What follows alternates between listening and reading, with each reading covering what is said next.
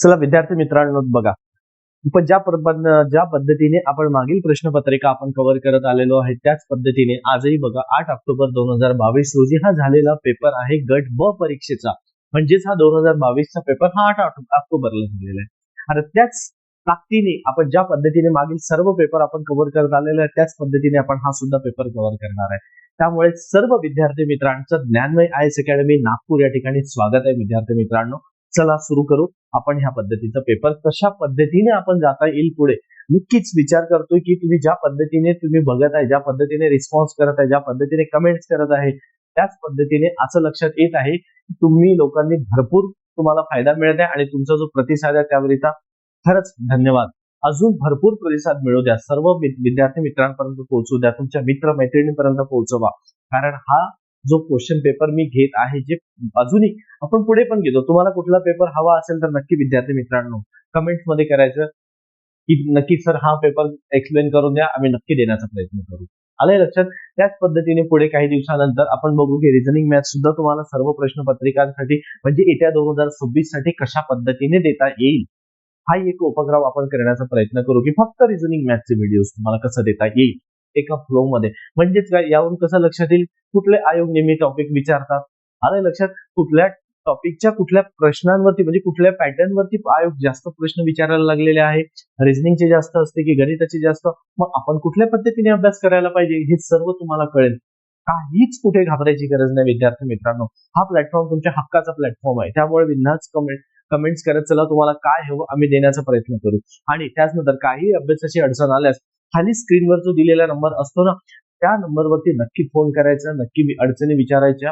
आणि जर एखाद्या विद्यार्थ्यांना तुम्हाला वाटत आहे की तुम्ही महाराष्ट्रातील कुठल्याही भागातून असू द्या, तर त्या विद्यार्थ्यांना वाटत असेल की आपण ऑफलाईन बॅचला सुद्धा जॉईन होऊ शकतो, तर विद्यार्थी मित्रांनो नक्कीच स्वागत आहे तुमचं. एक ज्या विद्यार्थ्यांना वाटतं की आम्ही ऑनलाईन बॅचला जॉईन होऊ, तर विद्यार्थी मित्रांनो तिथे सुद्धा तुमचं स्वागत आहे. तुम्ही कधीही एका क्लिकवरती तुम्ही ऍप्स इन्स्टॉल करायची आणि ऍप इन्स्टॉल करून तुम्हाला हवा तो कोर्स तुम्ही लाईव्ह स्वरूपामध्ये घेऊ शकता कधीही पण. कारण आपली बॅच कधीही तुम्ही जॉईन केली तरी पण तुम्हाला अडचण येणार नाही. कधीही तुम्ही फोन केला तुम्हाला तरी डाऊट तुमची क्लिअर होत जाणार आहे. आणि प्रत्येक संडेला आपण डाऊट सेशन घेतोय. आपलाच विद्यार्थी मागे पडेल असं या अकॅडमीचं म्हणजे ज्ञानमय आयएस अकॅडमीचं धोरण नाहीये विद्यार्थी मित्रांनो. आम्ही मनापासून मेहनत घेतोय आणि मनापासून तुमच्यापर्यंत पोहोचण्याचा प्रयत्न करतो. म्हणून तुम्ही जो रिस्पॉन्स दिला त्याकरता धन्यवाद. म्हणजे विद्यार्थी मित्रांनो चला पुढे बघू. आता लक्षात घ्या, हा जो पेपर आलेला आहे हा 8 ऑक्टोबर 2022 चा आहे. त्याच अनुषंगाने पुढे बघा, आता याला सुरुवात करू आपण. पण सुरुवातीला जर आपण बघितलं ना, तर त्याच लक्षात घ्यायचं पुढे इथे तुम्हाला चालू घडामोडीचे प्रश्न दिलेले आहेत. मग आता चालू घडामोडीवरती आपण सध्या डिस्कस करणार नाही, आपण काही काळानंतर बघू आपण तुम्हाला कसं करता येईल. तुला याहीपेक्षा खूप डेव्हलप मोठा प्लॅटफॉर्म आपण देण्याचा प्रयत्न करू. कधी 2026च्या जून आणि जुलैच्या कुठल्याही पद्धतीने तुमची परीक्षा निघायला पाहिजे, हेच टार्गेट ठेवूनच आता आपण बॅच पण सुरू करतोय. आणि तुम्ही सुद्धा त्याच पद्धतीने अभ्यासाला सुरुवात करा. तर त्यामुळे आता आपण जे परीक्षेला जाता धावतो तुम्हाला का देता येईल पटकन तो एक प्रयत्न करणार आहे. चालेल. यापेक्षाही जास्त तुम्हाला विद्यार्थी मित्रांनो बॅच मध्ये मिळतं, त्यामुळे घाबरायचं नाही, बिनधास्त जॉईन करा.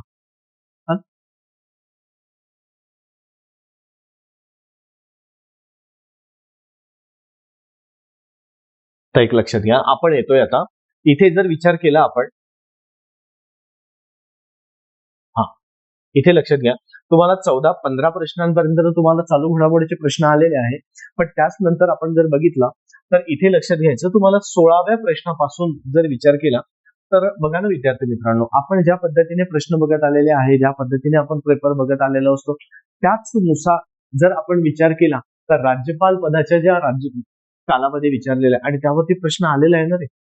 सुरुवातीपासून बघा, मी नेहमी तुम्हाला भर देण्यात आलेला आहे की तुम्ही ज्या पद्धतीने अभ्यास करताना त्याला राज्य पातळीवरती जास्त मुद्दे पाठांतर किंवा समजून घेण्याचा प्रयत्न करा. मग महाराष्ट्राच्या इतिहासावरती जास्त भर द्या भारताच्या इतिहासापेक्षा. मग क्वालिटीमध्ये म्हणाल तर तुम्हाला केंद्राच्या राज्य व्यवस्थेपेक्षा राज्य मंत्रिमंडळ किंवा राज्य व्यवस्थेवरती जास्त भर द्या. आलंय लक्षात. त्याचनंतर तुम्ही भूगोलामध्ये अभ्यास करत असाल तर भारताच्या भूगोलापेक्षा राज्याचा म्हणजे राज्याच्या भूगोलावरती भर जास्त द्या. आलं लक्षात. कारण बघा मित्रांनो, हे तुम्हाला मी नाही सांगत, हा सिलेबस आणि पेपर सांगतो काय करायचं. मग उगीच आपण भारताचा इतिहासासाठी, भारताच्या भूगोलासाठी माजिद हुसेनचं पुस्तक घेऊन बसतोय आपण. विनाकारण मोठे मोठे एनसीईआरटी घेऊन बसतो. काही गरज नाहीये. आपले साधे प्रश्न निघत आहे, तुम्हाला पेज नंबर प्रमाणे काढून देतोय. कशाला उगीच चुकीच्या मार्गाने जाऊ नका. स्वतःचा अभ्यास जे लागतं आयोगाला तेच देण्याचा प्रयत्न करा. इथे सुद्धा लक्षात घ्या. बघा आता इथे आपण काय म्हटलेलं आहे यांनी की राज्यपाल. मग आता तुम्हाला राज्यपाल ह्या पदाचा अभ्यास करावा लागेल. हा पूर्ण टॉपिकच प्रिपेअर आणि आतापर्यंत बरेचदा आलेला आहे. आता बघ, ठीक आहे, राज्यपाल आपण जर अभ्यास करायला गेलो तर त्यात काय काय करावं लागेल. एक, ते घटनात्मक पद आहे, बरोबर आहे, घटनात्मक पद, बरोबर. दुसरा मुद्दा, त्यांच्याशी निगडीत कलम, बरोबर आहे, त्यांचे असणारे अधिकार, बरोबर आहे, त्यांचा असणारा कार्यकाळ, म्हणजे कोण पदावधी किंवा कार्यकाळ किती असणार आहे. त्यानंतर त्याच पदासाठी ते कार्यकाळ आलेले घटनात्मक आहे, कलम विचारलेले अधिकार आहे, कार्यकाळ, कुणाची नेमणूक करतात ते सुद्धा आलेलं आहे. मग विद्यार्थी मित्रांनो, तुम्हीच लक्षात घ्या, जर या पद्धतीचे जर प्रश्न येत असेल आपल्याला हे हा टॉपिक फार महत्वाचा आहे ना, बरोबर. मग त्यांच्यावरती असणारा पदभार सुद्धा, म्हणजे एकच राज्यपाल 2 किंवा 2 पेक्षा जास्त राज्यांचं काम करू शकतात का, असं जर समजा त्यांनी जर म्हटलेलं असेल तर ही तुम्हाला सांगणं गरजेचं आहे इथे. आलं लक्षात. म्हणजेच त्यानुसार लक्षात घ्यायचं हे राज्यपाल टॉपिक खूप करणं गरजेचं आहे. कारण पहिला पेपर ज्यावेळेस आपण टाकला ना 1 जून 2025, तिथून बघा तुम्ही पर्यंत आजच्या दिवसापर्यंत तुम्हाला सारखं प्रत्येक प्रश्नामध्ये राज्यपाल टॉपिक आलेला असतो. मग धावते जेवढे प्रश्न आलेले तेवढे करून जा राज्यपालावरती, नक्कीच तुम्हाला फायदा होणार. चला पुढे बघू आपण. ठीक आहे, मी उत्तर कधी सांगणार नाही, कारण उत्तर तुमच्यापर्यंत तुमच्या आन्सर की आयोगाने दिलेला आहे. आणि जर एखाद्या पेपरची आन्सर की नाही मिळाली लागली असल्यास तुम्ही व्हॉट्सअप मेसेज करा, नक्की अपलोड मी तुम्हाला पाठवून देईन. त्याची काही काळजी करू नका. तुम्हाला जे हवं प्रश्नपत्रिका सुद्धा टेलिग्रामला टाकलेल्या आहेत. तुम्ही प्रश्नपत्रिका डाउनलोड करा. डाउनलोड केल्यानंतर तुम्ही त्याचे प्रिंट पण काढून घ्या, म्हणजे तुम्हाला त्याचा सुद्धा फायदा होईल. नाही लक्षात. चला पुढे. त्यानंतर राज्य लोकसेवा आयोग यांनी विचारलेलं आहे राज्य लोकसेवा आयोग. मग आपल्याला फक्त राज्य लोकसेवा आयोग करून जमणार नाही. आलं लक्षात. तर इथे फक्त त्यांनी काय केलेलं आहे, भाग पण विचारलाय, कोणत्या भागामध्ये तरतूद करण्यात आली. मग आपल्याला हा आयोग घटनात्मक आयोग आहे, बरोबर आहे. घटनात्मक म्हणजे ज्या घटनात्मक आणि गैर घटनात्मक मधला लक्षात घ्या. घटनात्मक आयोग ते की ज्या आयोगामध्ये किंवा ज्या घटनेमध्ये त्या आयोगाची तरतूद करण्यात आली आहे. म्हणजे एखादी कलमाद्वारे त्यांनी उल्लेख केलेला असतो, हा एक मुद्दा महत्वाचा. आणि दुसरा मुद्दा लक्षात घ्यायचा की ज्या वेळेस एखादी कायदा करून जर एखादी आयोग स्थापन करण्यात येत असेल त्याला घटनात्मक नाही म्हणू शकत, त्याला गैर घटनात्मक आयोग असं म्हणतो आपण. आलं लक्षात. त्यामुळे लक्षात घ्यायचं घटनात्मक आणि गैर घटनात्मक बद्दल. मग घटनात्मक कोणते असणार, मग त्यामध्ये निवडणूक आयोग आलाय, राज्य लोकसेवा आयोग आहे, राष्ट्रीय अल्पसंख्याक आयोग आहे, बरोबर आहे, राष्ट्रीय मानवाधिकार आयोग आलेले आहेत घटनात्मक असल्यामुळे. आलं लक्षात. अशा पद्धतीचे वित्त आयोग आहे, बरोबर. म्हणजे जे तुम्हाला दिलेले आहे आयोग त्यांना म्हटलं जाते घटनात्मक, कारण त्यांच्या घटनेमध्ये उल्लेख केलेला आहे. तर विचार करा, वित्त आयोग कलम 280, निवडणूक आयोग कलम 224, महाराष्ट्र लोकसेवा किंवा राज्य लोकसेवा किंवा लोकसेवा आयोगाची तरतूद हे कलम 315 मध्ये करण्यात आलेली.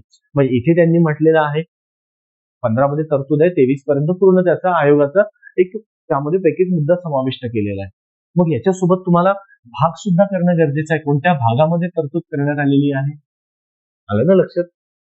म्हणून प्रत्येकाने भाग आणि परिशिष्ट पाठ करून जा, कारण गट ब ला पण पेपरला प्रश्न विचारलाय आणि गट क ला पण विचारलेला आहे, बरोबर. मग जोड्याला विचारू शकतो, भागावरती पण विचारू शकतो तुम्हाला.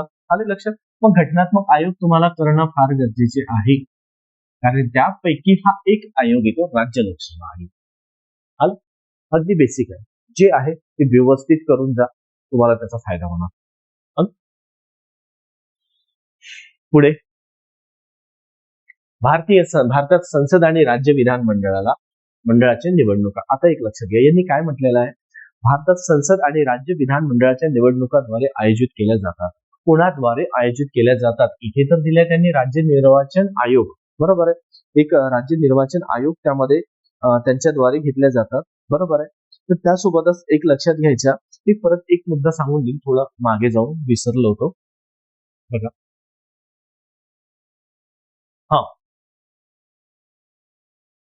हा एक मुद्दा तुम्ही लिहून घ्या, जर लिहायचं असेल तुमच्याकडे. तुम्ही मागचे प्रश्न जर चालले असेल तर तुम्हाला माहितीच आहे, हा प्रश्न रिपीट झालेला आहे, बरोबर आहे. आणि हा प्रश्न म्हटलं तर PSI मुख्य 2021 ला आला. बरोबर आहे. PSI मुख्य 2021 ला रिपीट झालेला आहे प्रश्न. बरोबर. त्यासोबतच हे विधान लक्षात घ्या. हे विधान म्हटलं तर PSI मुख्य 2022 ला आलेलं आहे. बरोबर आहे. PSI मुख्य 2022 ला आलेले हे विधान त्या पेपरला विधान. आणि त्यासोबत तिसऱ्या क्रमांकाचं विधान म्हटलं तर वनसेवा मुख्य 2021 ला आलेलं. बरोबर. वनसेवा मुख्य 2019 ला त्यांनी विचारलेलं. म्हणजे ह्या दोन्ही पद्धतीने तुम्हाला घेणं महत्वाचं आहे. पुढे चला. ठीक आहे. आणि याचे मुद्दे म्हणाल जास्त तुम्हाला 12वीच्या पुस्तकामध्ये दिलेलं आहे. जे ओल्ड पुस्तक आहे 12वीचं त्यामध्ये दिलेलं आहे. तुम्ही एकदा त्याविषयी वाचून घ्याल, तुम्हाला त्याचा फायदा होईलच. नवीन काही वाचत बसू नका मित्रांनो. मी परत परत सांगेल, कारण जर नवीन काही वाचत बसले तुम्ही स्वतःहून स्वतःला नुकसानीमध्ये टाकणार आहे. बरोबर. चला पुढे आता जे राहून गेलेलं होतं तो मुद्दा मी तुम्हाला सांगितलेला. तर हा प्रश्न जर म्हणाल तर राज्य लोकसेवा आयोगाचा जरी आयोगाने कॅन्सल केलेला आहे, तर एकदा बघून घ्याल तुम्ही, आयोगाने कॅन्सल केलेला आहे. पण कॅन्सल केला आहे तो महत्वाचा मुद्दा नाही आपल्यासाठी. महत्वाचा मुद्दा कोणता आहे की आयोगाने तुम्हाला राज्य लोकसेवा आयोग घटनात्मक हे विचारलेले आहे, ते महत्वाचं आहे. आलं लक्षात. चला पुढे.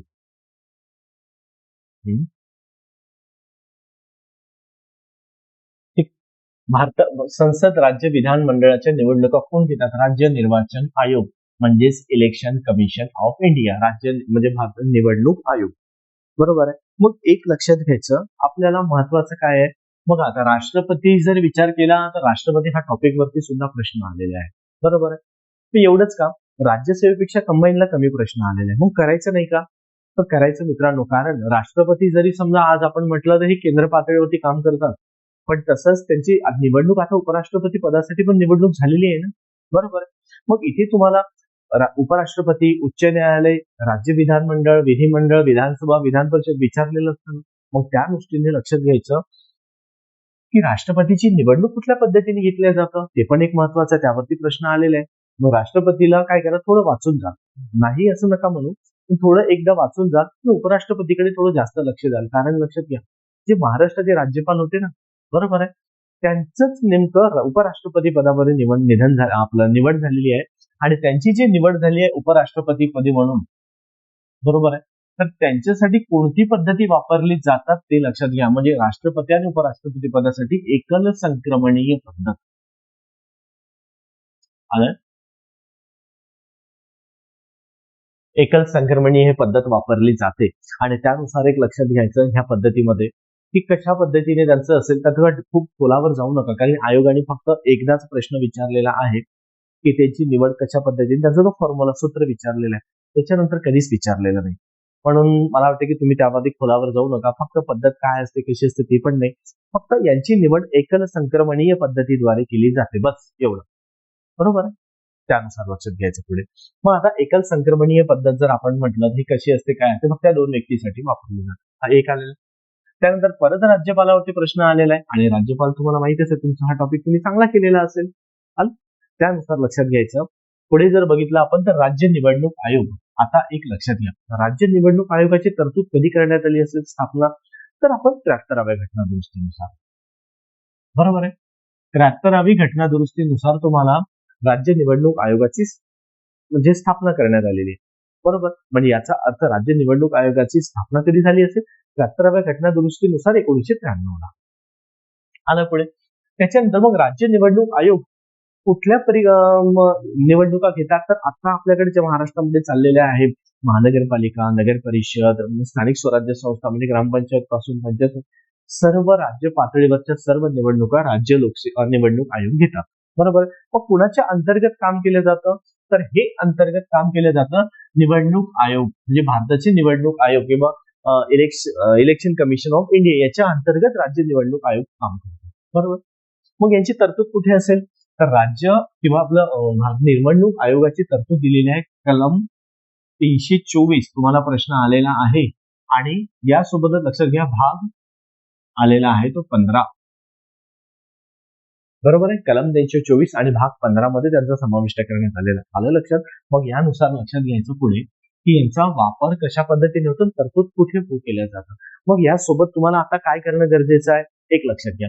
तुला गट ब हा जो पेपर झालेला हा 2 फेब्रुवारी 2025 ला झालेला आहे, गट ब चा. त्याच्यानंतर गट क चा पेपर झालेला आहे जून 2025 ला, बरोबर. मग ह्या दोन्ही पेपरच्या अनुषंगाने लक्षात घ्या, तुम्हाला गट ब च्या पेपरला निवडणूक आयोगावरती प्रश्न आहे ना रे, कलम 324 विचारलेला इतका सोपा प्रश्न आणि तो रिपीट आलेला आहे. मग तो जर तुम्हाला करणं गरजेचं आहे, त्यासोबत एक लक्षात घ्यायचं ना की तुम्ही त्या पद्धतीने जसं पुढे जाता तसं तुमच्या लक्षात येणं महत्वाचं आहे की तुम्हाला काय करायचंय काय नाही करायचंय. कारण नेमक्याच ते निवडणुका झालेल्या 2024 मध्ये आणि पेपर झालाय फरवरी 25 मध्ये. मग निवडणूक आयोग महत्वाचा विचारू शकतात. आता जर म्हटलं आपण आता राज्य निवडणूक आयोगाच्या अंतर्गत स्थानिक स्वराज्य संस्थेच्या निवडणुका घेत आहे, बरोबर आहे. मग नक्कीच तुम्ही लक्षात घ्या की जर समजा निवडणुका तुझ्याकडे स्थानिक स्वराज्य संस्था महत्वाचा आहे का हा टॉपिक? नक्कीच आहे. म्हणून जाताना थोडं स्थानिक स्वराज्य संस्था हा टॉपिक थोडं वाचून जा, तुम्हाला त्याचा फायदा होईल. आले लक्षात? बरोबर. तर पुढे बघा आता. त्यानंतर कळलं ना अभ्यासाचा ट्रेंड कसा लक्षात घेणं महत्वाचं राहते. तर याच ठिकाणी पुढे बघा आता.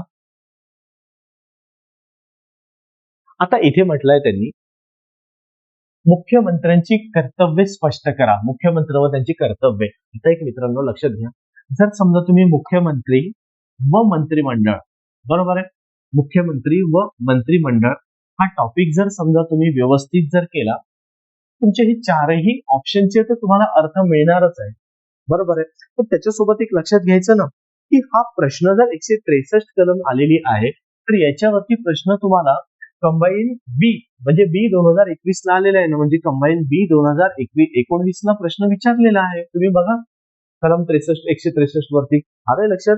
मग त्यासोबतच कलम जर आपण विचार केला कलम 168, बरोबर. तर एक लक्षात घ्या इथे काय म्हटलेलं आहे त्यांनी, 63, 66, 67, 68, 64, बरोबर आहे. मग यासोबत लक्षात घ्या परत 63चाच प्रश्न म्हटला तर याच्यावरतीच प्रश्न तुम्हाला आलेला आहे एसओ मुख्य 2018. एसओ मुख्य 2018 वरती प्रश्न आलेला आहे, बरोबर आहे प्रश्न. त्याच नंतर लक्षात घ्यायचं परत तुम्हाला की याच्यावरतीच कलम 164 वरती एसओ 18 ला परत इथेच म्हणजे याही कलम तुम्हाला इथे विचारलेली आहे, बरोबर आहे. आणि पुन्हा जर आणि आता आपल्याला अभ्यासाची कोणती आहे 66, 166, 167. तर मुख्यमंत्री टॉपिक मध्ये नक्की दिलेला आहे.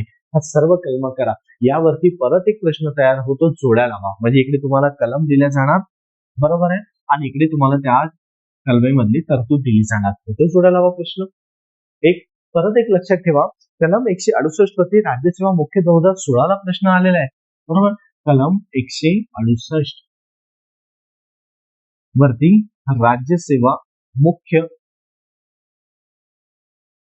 2016 ला प्रश्न आलेला आहे तुम्हाला. राज्यसेवा मुख्य 2016 कलम 168 वरती. मग त्यावरून तुमच्या लक्षात येतं की आयोगाने प्रत्येक कलम जर विचार केला 64 पण विचारलेली आहे, 63 पण विचारलेली आहे आणि 68 सुद्धा विचारलेली आहे, बरोबर आहे. मग एक लक्षात घ्या ना तुम्हाला इतरही कलम का नाही विचारू शकणार?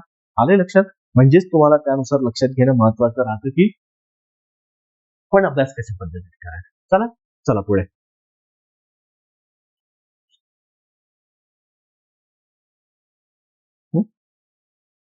आता लक्षात घ्यायचं पुढे नंतरचा प्रश्न आलेला आहे तो म्हणजे 20.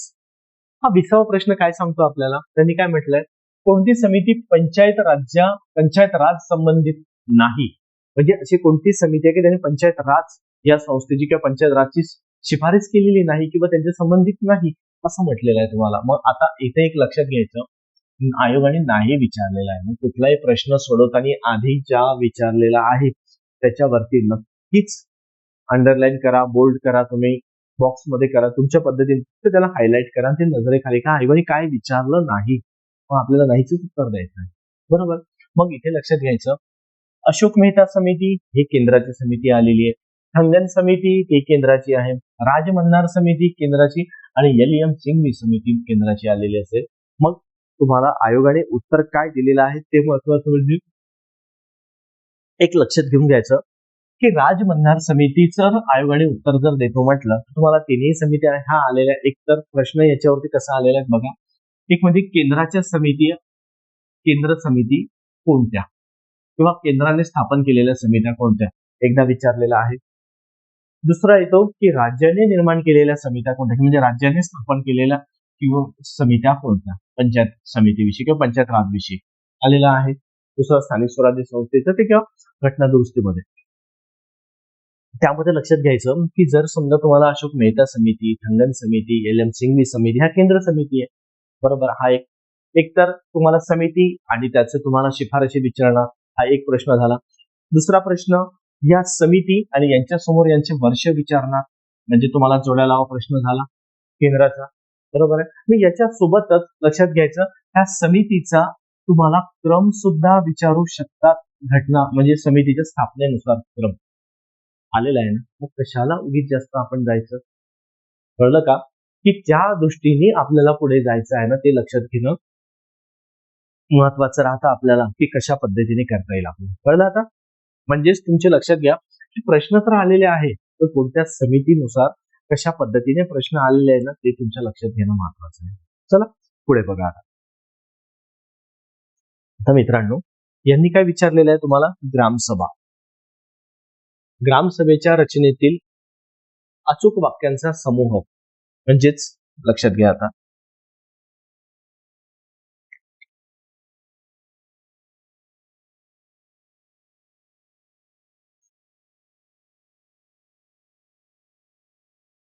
बघू आता ग्रामसभा काय सांगते तुम्हाला, बघा, चूक वाक्यांचा समूह, अचूक वाक्यांचा समूह. अचूक म्हणजेच काय, त्याला करेक्ट. जिथे मराठी अडचण गेली तिथे आपल्यासाठी इंग्लिश आहे. आलं लक्षात? पुढे बघा, इथे यांनी म्हणत आहे आपल्याला की अचूक वाक्यांचा समूह बनवा. म्हणजे अचूक म्हणजेच काय, जे चुकीचे नाही आहेत ते, बरोबर आहे. बघा,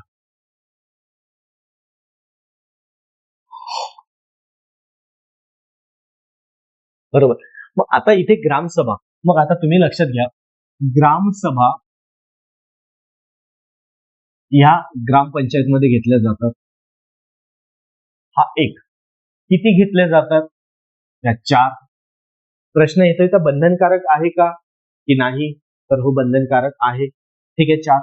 चारही जर विचार केला तर ह्या कधी घेतल्या जातात, मग अशा कोणती तारीख आहे वर्षभरातून की ज्या 4ही घेतल्या जातात, त्यापैकी एक येतं तुम्हाला 26 जानेवारी, दुसरी येतं तारीख 24 एप्रिल, कारण तो पंचायत राज दिन आहे, किंवा 1 मे आलेले.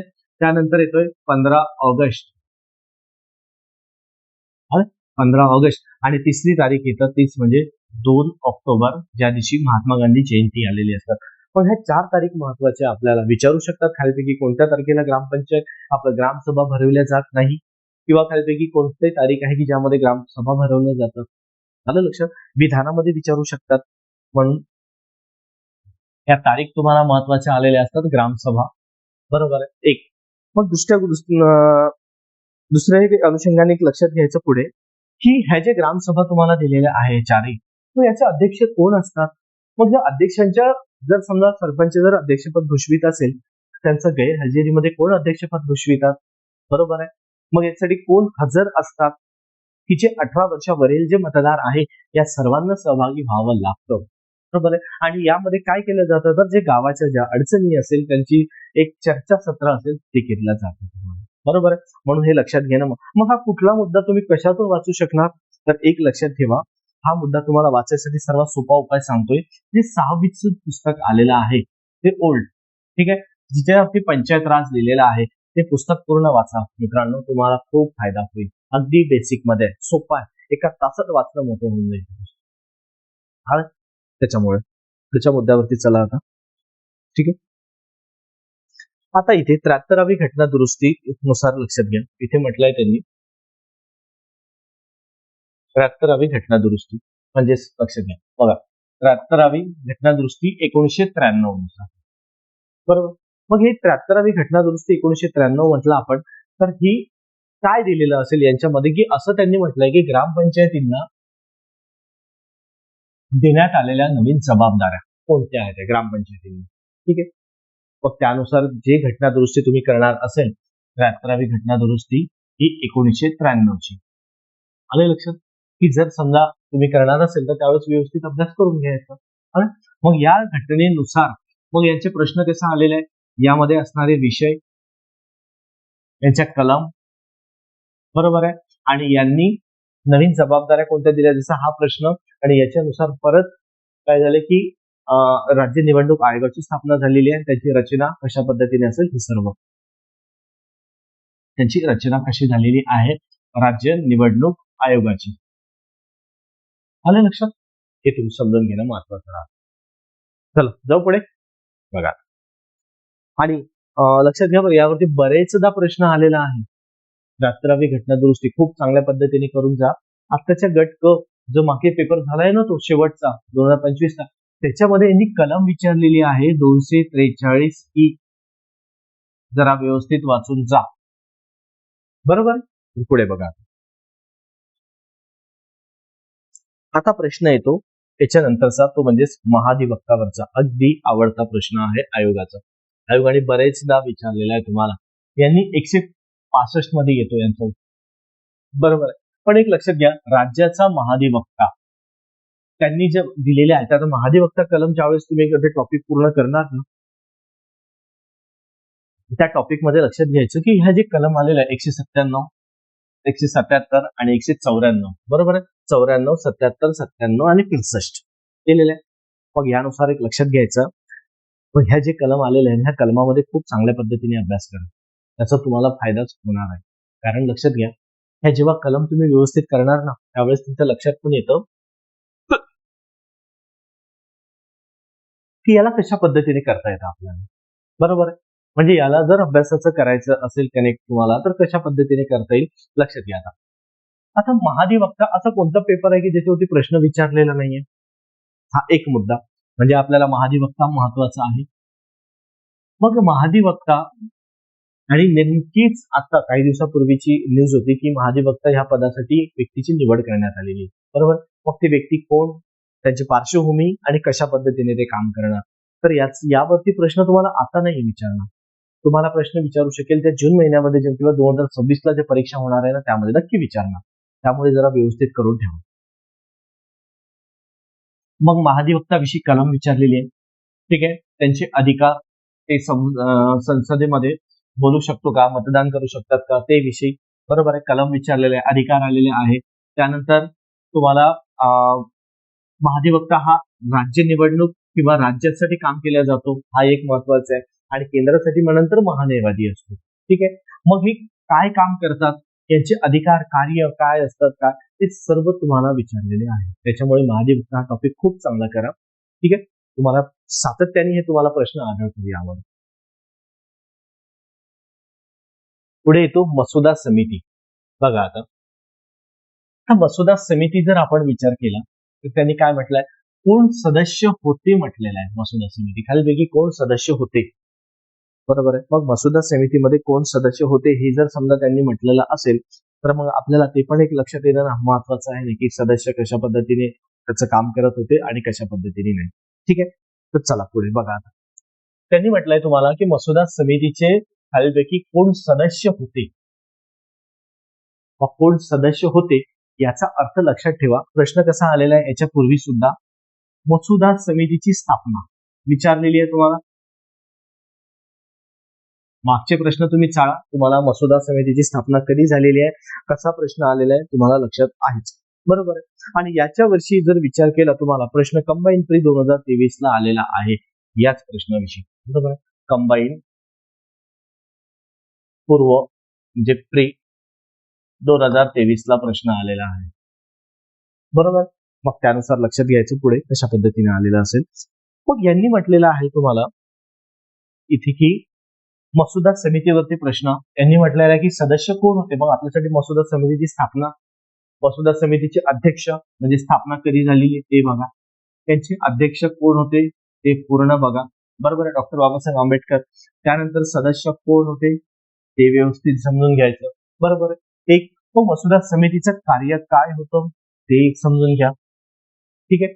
आता एक लक्षात घ्या, इथे जर विचारलं, आता हे पटेल, वल्लभभाई पटेल आहे, अय्यर आहे, राजेंद्र प्रसाद आणि पंडित जवाहरलाल नेहरू हे दिले याच्या, तर हे कोणत्या तरी समितीचे अध्यक्ष होते ना रे. बरोबर आहे. मग यांच्या नावे सुद्धा असणाऱ्या समित्या कोणत्या असेल त्याही सुद्धा बघून घ्या व्यवस्थित, कारण हा प्रश्न घटना निर्मिती ह्या टॉपिकवर येऊन थांबतो. चारही ऑप्शन आले तुमचे.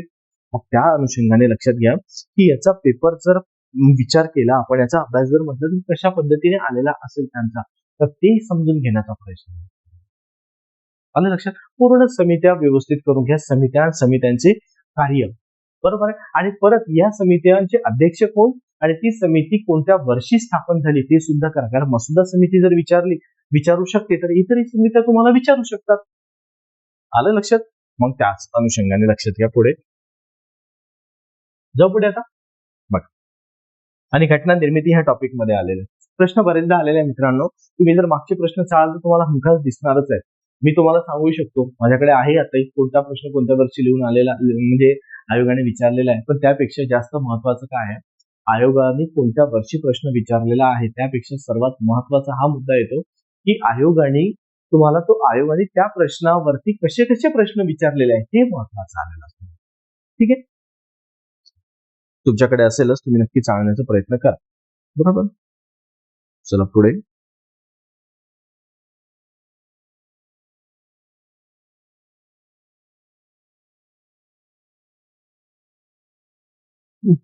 हा 24वा झालाय. 25वा प्रश्न काय सांगतो आपल्याला? 25वा प्रश्न बघा. ब्रिटिश राज्यघटनेमधून कोणते तत्व घेण्यात आले किंवा कोणतं वैशिष्ट्य घेतलेले नाही विचारलेलं आहे.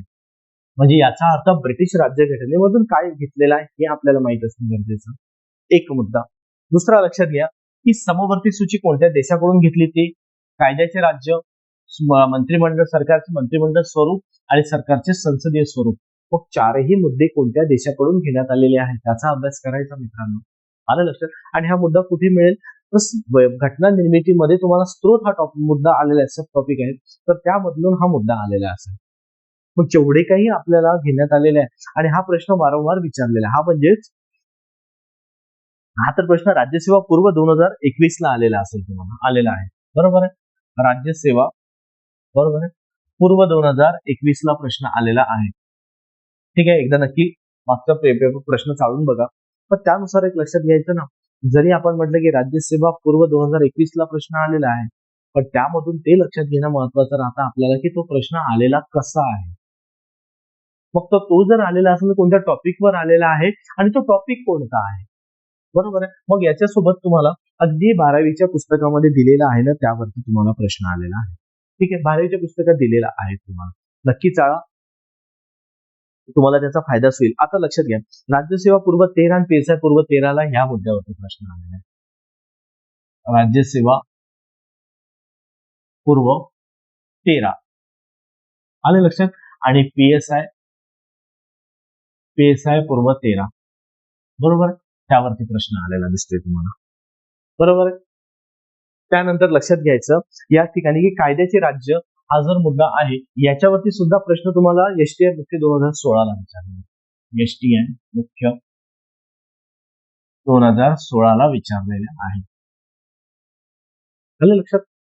त्यामुळे ह्या मुद्द्यावरती तुम्हाला प्रश्न आलेले आहेत, व्यवस्थित चाळून घ्या. आणि कुठे करणार हा मुद्दा तुम्हाला 12वीच्या पुस्तकात दिलेला आहे, 12वी ओल्ड, ज्याचं पिवळ्या कलरचं कव्हर पेज आहे. ठीक आहे, त्यावरती वाचून घ्याल त्यामुळे. नेक्स्ट प्रश्न येतो 26. लक्षात इथे तुम्हाला साधा सोपा प्रश्न आहे हा. ठीक आहे, आता यावरती कसा प्रश्न तयार होतोय बघा. यांनी काय म्हटलंय, भारताच्या दळणवळण क्षेत्राच्या विकासासंबंधी कोणते विधान बरोबर आहे. उत्तर पत्रिकेमध्ये बसलं तर तुम्हाला उत्तर मिळेल, पण त्यामधून कोणते कीवर्ड बाहेर काढा, कोणते टॉपिक लक्षात घ्यायचं बघा. सार्वजनिक बांधकाम विभाग खाते, त्यालाच आपण म्हणतो PWD. आता तुम्ही बघा, PWD वरती प्रश्न नाही आलाय का? आलाय ना तुम्हाला. ठीक आहे, मग हा कधी आलेला असेल तर बघा, हा सार्वजनिक खातं कधी केलं त्यांनी सुरुवात, तर 1852. एक. आणि परत डलहौसीच्या कार्यावरती प्रश्न आहेच तुम्हाला, कारण याची सुरुवातच डलहौसीने केलेली आहे. बरोबर आहे. त्यानुसार लक्षात घ्यायचं, लॉर्ड कॉर्नवॉलिस व जॉन शुअरच्या काळामध्ये, लॉर्ड कॉर्नवॉलिस व जॉन शुअरच्या काळामध्ये लक्षात घ्या त्यांनी काय म्हटलं आपण, तर याच ठिकाणी लक्षात घ्यायचं लॉर्ड कॉर्नवॉलिस. मग आता कॉर्नवॉलिसने काय केलं असेल? कॉर्नवॉलिसने जमीन सुधारणा पद्धतीमध्ये यामध्ये एक पद्धती आणून आली, म्हणजेच कोणती? तर कोणती आणली रे? तर कॉर्नवॉलिसने आणलेली होती कायम धारा पद्धत. सर नाही लक्षात राहिलं ना, कॉर्नवॉलिस कायम धारा को आलं. मग ही कधी आणलेली असेल? तर 1793 ला ही पद्धत त्यांनी लागू केलेली. बरोबर आहे. म्हणजे 1793 ला ही पद्धत लागू केलेली दिसतं. त्यानुसार लक्षात घ्यायचं ही. मग आता इथे कॉर्नवॉलिस म्हटलं तर कायम धारा पद्धत आणि तोही एक टॉपिक व्यवस्थित करा. तुम्हाला जमीन सुधारणावरती प्रश्न आलेलेच आहे ना, बरोबर आहे. मग त्यांनी जमीन सुधारणा पद्धती विचारली आहे. महाराष्ट्रामध्ये म्हणजेच बॉम्बे प्रांतामध्ये कोणती पद्धती होती ते पण विचारलेलं आहे तुम्हाला, आहे ना. मग बॉम्बे प्रांतामध्ये जर विचार केला आपण तर रयतवारी पद्धती होती, की जे लॉर्ड एल्फिन्स्टन आणि त्यांच्या सोबत होता प्रिंगल, ज्यांनी ते पद्धती लागू केली. तो पण प्रश्न आलेला आहे. मग तुम्हाला यावरून लॉर्ड कॉर्नवॉलिस वरून त्याचे कार्य आणि त्यांनी आणलेली पद्धत हा एक. परत एक जॉन शोरची बुक समिती सुद्धा नेमण्यात आलेली होती, ते पण अभ्यासा. मी तसे क्लासमध्ये मुलांना नोट्समध्ये दिलेलंच आहे ह्या सर्व गोष्टी. क्लासच्या मुलांना इतर कुठल्याच पुस्तकामधून बाहेर कुठल्याच पुस्तकातून काही वाचायची गरज पडत नाही. सर्व साहित्य मी क्लासमध्येच देतो त्यांना, फक्त नोट्स. माझं आपलं क्लासचं एकच धोरण आलेलं आहे, तुम्हाला कुठलंही पुस्तक वाचायची गरज पडणार नाही. आलं लक्षात? सर्व काही तुम्हाला पूर्ण तुमच्या पुस्तक नोट्स मध्ये अवेलेबल आहे, फक्त तेवढं वाचा. जर प्रश्न नाही निघाले तर नंतर ओरडा तिथे. पण आपलं एकच ध्येय आलेलं, जे काय असेल ते क्लासचे नोट्स, त्याच्या पलीकडे तुम्हाला एक शब्दही वाचायची गरज पडणार नाही. हेच आपल्या बॅचचं वैशिष्ट्य, ऑफलाईन आणि ऑनलाईन दोन्ही बॅचचं वैशिष्ट्य. त्याच्यामुळे लक्षात घ्यायचं, ठीक आहे. त्यानंतर रेल्वेच्या सुरुवातीच्या आता ब्रॉड गेज मार्ग, आता broad gauge, metre gauge, narrow gauge हे कुठे असतात ते तुम्हाला चांगलं माहिती असेल. हा भूगोलामध्ये दिलेला आहे. म्हणजे जसं आजही आपण पुण्या मुंबईला तुम्हाला जातो म्हटलं तर ब्रॉड गेजनी जातो. मोठे आलेले असतात ते ट्रेनचे ट्रॅक. त्यानंतर ते हिल स्टेशनवर जायचं असेल तिथे तुमच्या टॉय ट्रेन असतात, त्या किती छोटे रोड असतात ते तुम्ही नक्की बघा. आणि त्यानंतर उसाचे कारखाने असू द्या किंवा ज्या ठिकाणी आपली करन्सी प्रेस होते अशा ठिकाणी छोटे छोटे ट्रॅक्टर रेल्वे असतात आतमध्ये. मग त्या ठिकाणी कोणतं केलं जातं? तर हे प्रत्येकाने समजून घेण्याचा पाठ आहे, की कुठे काय मुद्दा असेल ना तो जाणून घे. आता लक्षात घ्या, इथे तुम्हाला काय करणं गरजेचं आहे? एक तर डलहौसीची कार्य. जसं आपण म्हणतो की भारतामध्ये डलहौसी बंगालचा गव्हर्नर म्हणून आलेला होता तो 1848 ला. ठीक आहे. गेला तो 1856 ला. मग 1848 ला त्यांनी पहिल्यांदा संस्थान खालसा केलं ते म्हणजे सातारा. ठीक आहे, की जे प्रताप सिंह त्या ठिकाणी त्या साताराचे संस्थानिक होते. ठीक आहे, कारण की ते नीपुत्रिक वारले म्हणून त्यांनी सरळ सरळ काय केलं, डलहौसीनी त्याचा ताबा घेतला त्या संस्थानाचा आणि आपल्याकडे घेतला. हा एक मुद्दा. त्यानंतर 1852 आणि त्याच वेळेस त्यांनी रेल्वेची योजना सुद्धा कोणी करून करून जे आपण म्हणतो ना की रेल्वे 16 एप्रिल 1853 ला आलेली, पण त्याच्यापूर्वी त्याची योजना जर कोणी केली असेल तर लॉर्ड हार्डिंगने केली, कारण यांच्यापूर्वी भारतामध्ये होता तो म्हणजे लॉर्ड हार्डिंग, बरोबर. तर त्यांनी ती योजना केली आणि त्या योजनेच्या अंतर्गतच आपल्याला लक्षात राहतं की यांनी फक्त अंमलबजावणी केली, कोणी डलहौसीने. ठीक आहे. मग ते कधी केली असेल तर बघा, 1852 ला आपल्याकडे सार्वजनिक बांधकाम विभागाची स्थापना झालेली दिसते. मग 16 एप्रिल 1853 ला त्यांनी रेल्वे आणलेली मुंबई या ठिकाणी, बोरिवली ते ठाणे या दरम्यान, बोरीबंदर ते ठाणे 34 किलोमीटर, की ज्या ठिकाणी 14 डबे लावण्यात आलेले होते. त्यामधले 3 डबे म्हणजेच कुठले असेल तर सिंध साहिब सुलतान, बरोबर आहे, असे 3 डबे आलेले होते. त्याचसोबत लक्षात घ्यायचं की त्यांच्यात सहकार्य कोणी केलं तर जगन्नाथ शंकर सेठ, जे मुंबईचे शिल्पकार मानले जातात, बरोबर. त्यासोबतच त्यानंतर येतो आपण 1854 ला त्यांनी पोस्ट कायदा केला, 1855 ला आणि 1856 ला जर म्हणाल तर तुम्हाला विधवा पुनर्विवाह कायदा केला, बरोबर. म्हणजे विचार करा, 1848 ला तो व्यक्ती भारतावरती गव्हर्नर जनरल म्हणून आला, 1856 ला गेला, पण त्यांनी प्रत्येक वर्षी एक एक संस्थान खालसा केलं आणि ते पहिलं होणार होतं ते सातारा. ठीक आहे, की ज्यामध्ये तुम्हाला भोसलेंचं संस्थान नागपूरचं ते सुद्धा येतंय आणि झाशीचं संस्थान ते सुद्धा येतं. ठीक आहे. आणि त्यांच्यावरती सुद्धा प्रश्न आलेले आहे ना, तुम्हाला घटनाक्रम विचारलेला आहे, घटने म्हणजे क्रमानुसार. त्याच्यानंतर संस्थान आणि वर्ष म्हणजे जोड्यालावा पण विचारलेला आहे. ठीक आहे, म्हणजे अशा पद्धतीने लक्षात घ्या तुम्हाला प्रश्न कसे आलेले आहेत. जाऊ पुढे आता. म्हणजे ह्या प्रश्नाचं उत्तर महत्वाचं नाही तर याला अभ्यासाचं परत कसं, आणि जर पुढे प्रश्न आला तर सुटायचा, बस विषय क्लोज, टेन्शन घेऊ नका. पुढे बघा आता 27. आता मित्रांनो लक्षात घ्यायचं, इथे यांनी मुंबई गिरणी कामगार संघटना, तर यांचं नाव येतं ते म्हणजे नारायण मेघाजी लोखंडे. आता तुम्ही बघा 11वीच्या पुस्तकामध्ये तुम्हाला नारायण मेघाजी लोखंडे दिसत नाही का रे? 11वीचा महाराष्ट्राचा इतिहास दिसतंय ना तुम्हाला, की ज्यांनी फॅक्टरी कायद्यात सुद्धा कामगारांसाठी कायदे आणले, फॅक्टरी कायदा हे सुद्धा यांच्याच कार्याने आणलेलं आहे. कामगारांसाठी रविवारची सुट्टी सुद्धा त्यांनी घेण्याचं ठरवलेलं, हे सुद्धा यांच्याच चळवळीने आलेलं आहे. ठीक आहे. तर हे कामगारांसाठीच म्हणजे आज कामगारांसाठी जर समजा झटलेला जर एखादी नेता असेल त्या काळामध्ये तर नारायण मेघाजी लोखंडे येते, बरोबर. तर तो एक येतो मुद्दा. त्यानंतर लक्षात घ्या all India trade union Congress यांची सुद्धा पहिले अध्यक्ष लाला लजपतराय येतात, बरोबर आहे. जे तुम्हाला 1920 ला, बरोबर, म्हणजे 2020 ला यांना 100 वर्ष पूर्ण झालेली आहे या संघटनेला. प्रश्न येणं भागच होतो आणि तो आलेलाच आहे. हा 21चा पेपर आहे, 22चा तर त्या ठिकाणी लक्षात घ्या ना पेपरला प्रश्न आलेला आहे. मग एखाद्या घटनेला जर 100 वर्ष पूर्ण होत आहे तर नक्कीच मित्रांनो प्रश्न आलेला आहे, आले ना. त्यामुळे त्याला त्या ताकदीने करा की तुम्हाला कशा पद्धतीने तो परत प्रश्न आला तर आताही बघा जी मागची गट ब ची परीक्षा झाली तिथे सुद्धा विचारलेलं आहे, बरं. गट क ला सुद्धा आलेला असेल प्रश्न, आलेलाच आहे मला आठवतंय. त्यामध्ये फक्त एवढंच का यांनी लाला लजपतराय हे अध्यक्ष विचारलेले आहे का परत दुसऱ्या पेपरला कुठेतरी त्यांनी सरसंघ उपाध्यक्ष, त्याचे चिटणीस असे प्रश्न येतात. सचिव, चिटणीस, सेक्रेटरी एकच असे प्रश्न येतात. कळलं? चला पुढे आता. म्हणजे तुम्हाला जर एखादी मुद्दा करायचा असेल तर कसं करता येईल तर हे तुम्हाला दिसून पडतं. म्हणजे तुम्हाला त्या दृष्टीने लक्षात घ्या अभ्यास कसा करायचा आणि कसा नाही. ठीक आहे. चला पुढे.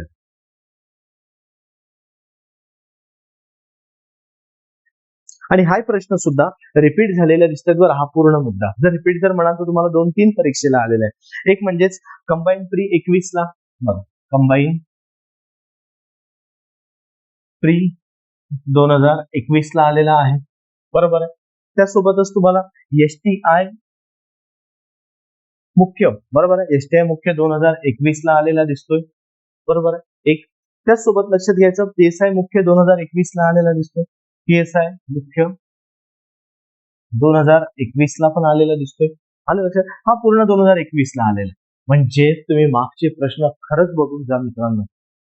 मनापासून सांगतोय की मागचे प्रश्न जर तुम्ही चाळून गेलेत ना तर नक्कीच तुम्हाला फायदा होईल. अभ्यास थोडा कमी झाला असेल चालेल, विश्वास कमी करू नका. स्वतःवरचा विश्वास ठेवा, स्वतःच्या मेहनतीवर विश्वास ठेवा. नक्कीच तुम्हाला यश मिळेल आणि यशच नाही तर तुमचं यश असं दणक्यात यश मिळेल. काळजी करू नका, तुमच्या हक्काचं यश मिळेल. फक्त काय महत्वाचं काय असतं की तुम्ही तुमच्या अभ्यासावरती जर तुम्ही संशय घेतला की नक्कीच तुमची तिथे पंढरी घाबरली. शेवटच्या क्षणापर्यंत टेन्शन घेऊ नका अजिबात, एकदम बिंदास जा. बस जे होईल ते आपल्या हक्काचं असणार आहे, टेन्शन घ्यायचं नाही. मग आता इकडे लक्षात घ्यायचं मागचे प्रश्न तुम्ही वाचून तर जा रे. तुम्हाला नाही फायदा झाला तर मला सांगा. ठीक आहे. चालेल पुढे आता 28वा प्रश्न काय सांगतो आपल्याला बघा आता. काँग्रेस अधिवेशने, आता बघ काँग्रेस अधिवेशने स्थळ व त्यांच्या अध्यक्षांच्या नावाच्या जोड्या, बरोबर. काँग्रेस अधिवेशनांचे स्थळ कसं आता बघा. एक काँग्रेसचे अधिवेशन जे झालेले आहे ना त्यानुसार लक्षात घ्यायचं की त्यांनी काय म्हटलेलं असेल की प्रश्न बघा मी मित्र मुलांना क्लासमधल्या सर्व मुलांना तुम्हाला दिलेला आहे, बरोबर आहे. तर त्यानुसार लक्षात घ्यायचं की याच्यावरती प्रश्न कसे आलेले, याच्यात काँग्रेस अधिवेशनावरचे प्रश्न बघा. एक तर त्यांनी अध्यक्ष विचारलेले आहे, कोणतं अधिवेशन कुठे झालेलं, कोणत्या वर्षी झालेलं आणि ते कितवं होतं. जोडायला म्हणजे प्रश्न यावरून लक्षात येतं. आणि त्यांचं अध्यक्षपद कोणी भूषविलेलं आहे, बरोबर आहे, ते पण विचारलेलं आहे. मग परत एक प्रश्न तयार होतो यांच्यावरती की समजा एक अध्यक्ष व्यक्ती आहे, बरोबर आहे, त्यांनी किती वेळा अध्यक्षपद भूषविलेले आहे अधिवेशनाचं. हा एक अधिवेशनामधलं म्हणजे असा कोणता मुद्दा होता ह्या अधिवेशनामध्ये की तुम्हाला जे महत्वाचा मुद्दा पास झालेला असतो म्हणजे अधिवेशन व त्यामधला महत्वाचा मुद्दा त्यावरती आलेला आहे. जसं आपण म्हणतो की 1906 जे कलकत्त्याचं अधिवेशन होते त्याचे अध्यक्ष होते दादाभाई नौरोजी. त्यांनी स्वराज्य हा अध्यक्ष भाषणामध्ये मुद्दा गाजलेला होता. कारण 1905 ला स्वदेशी चळवळ सुरुवात झालेली होती आणि स्वदेशी चळवळ का सुरुवात झाली कारण 1905 ला आपल्या बंगालची फाळणी झाली. ते रद्द 1911 ला झाली पण 1905 ला लक्षात ठेवा फाळणी झालेली दिसते तुम्हाला. चालेल. म्हणजे याच उद्देशाने लक्षात घ्या मुद्दा तो कसा आलेला असेल. मग पुढे बघा.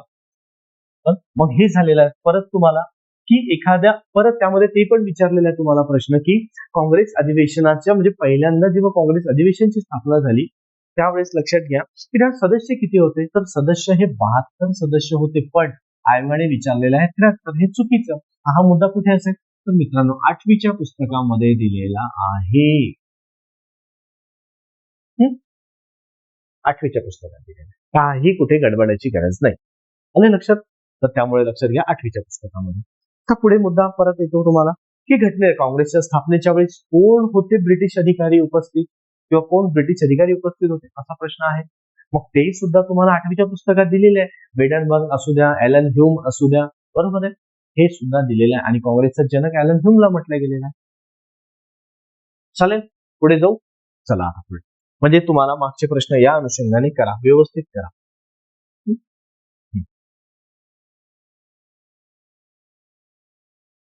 हा प्रश्न जरा थोडासा किचकट येतो त्याच्यामुळे जास्त लक्ष घालू नका. चला डायरेक्ट पुढे चला. हा प्रश्न पुढे आता बघा 1935चा कायद्याद्वारे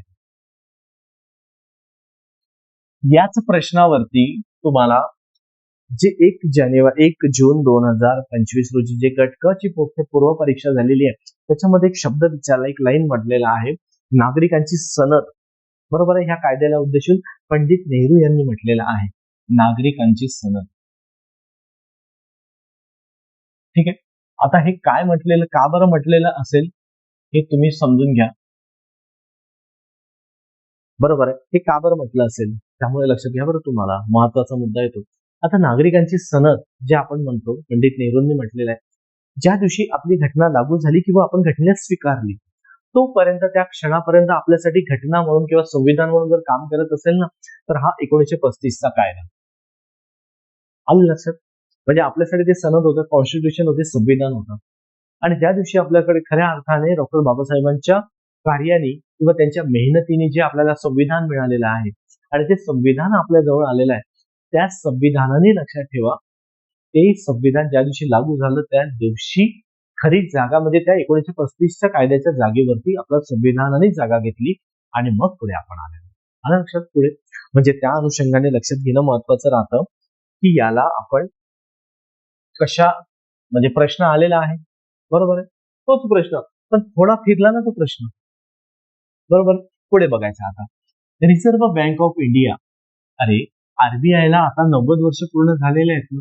बरोबर आहे. आरबीआय ऍट 90 असं करून आरबीआयने बघा एक कॉइन बाहेर काढलेला आहे. बरोबर आहे. एक चांदीचं नाणं बाहेर आलेलं आहे आणि तुम्हाला न्यूजपेपरला आलेलं पण होतं ते. बरोबर आहे. ते न्यूज फार महत्वाची म्हणजे याची तरतूद सुद्धा 1935च्या कायद्यामध्ये झालेली आहे. त्यानंतर येतोय हाय कमिशनर पद. आता हाय कमिशनर पद ते तुम्ही अभ्यासायचं की कोणत्या कायद्याने सुरुवात झालेलं होतं आणि कोणत्या कायद्याने रद्द करण्यात आलेलं आणि त्यांचे अधिकार काय, कार्य काय. बरोबर आहे.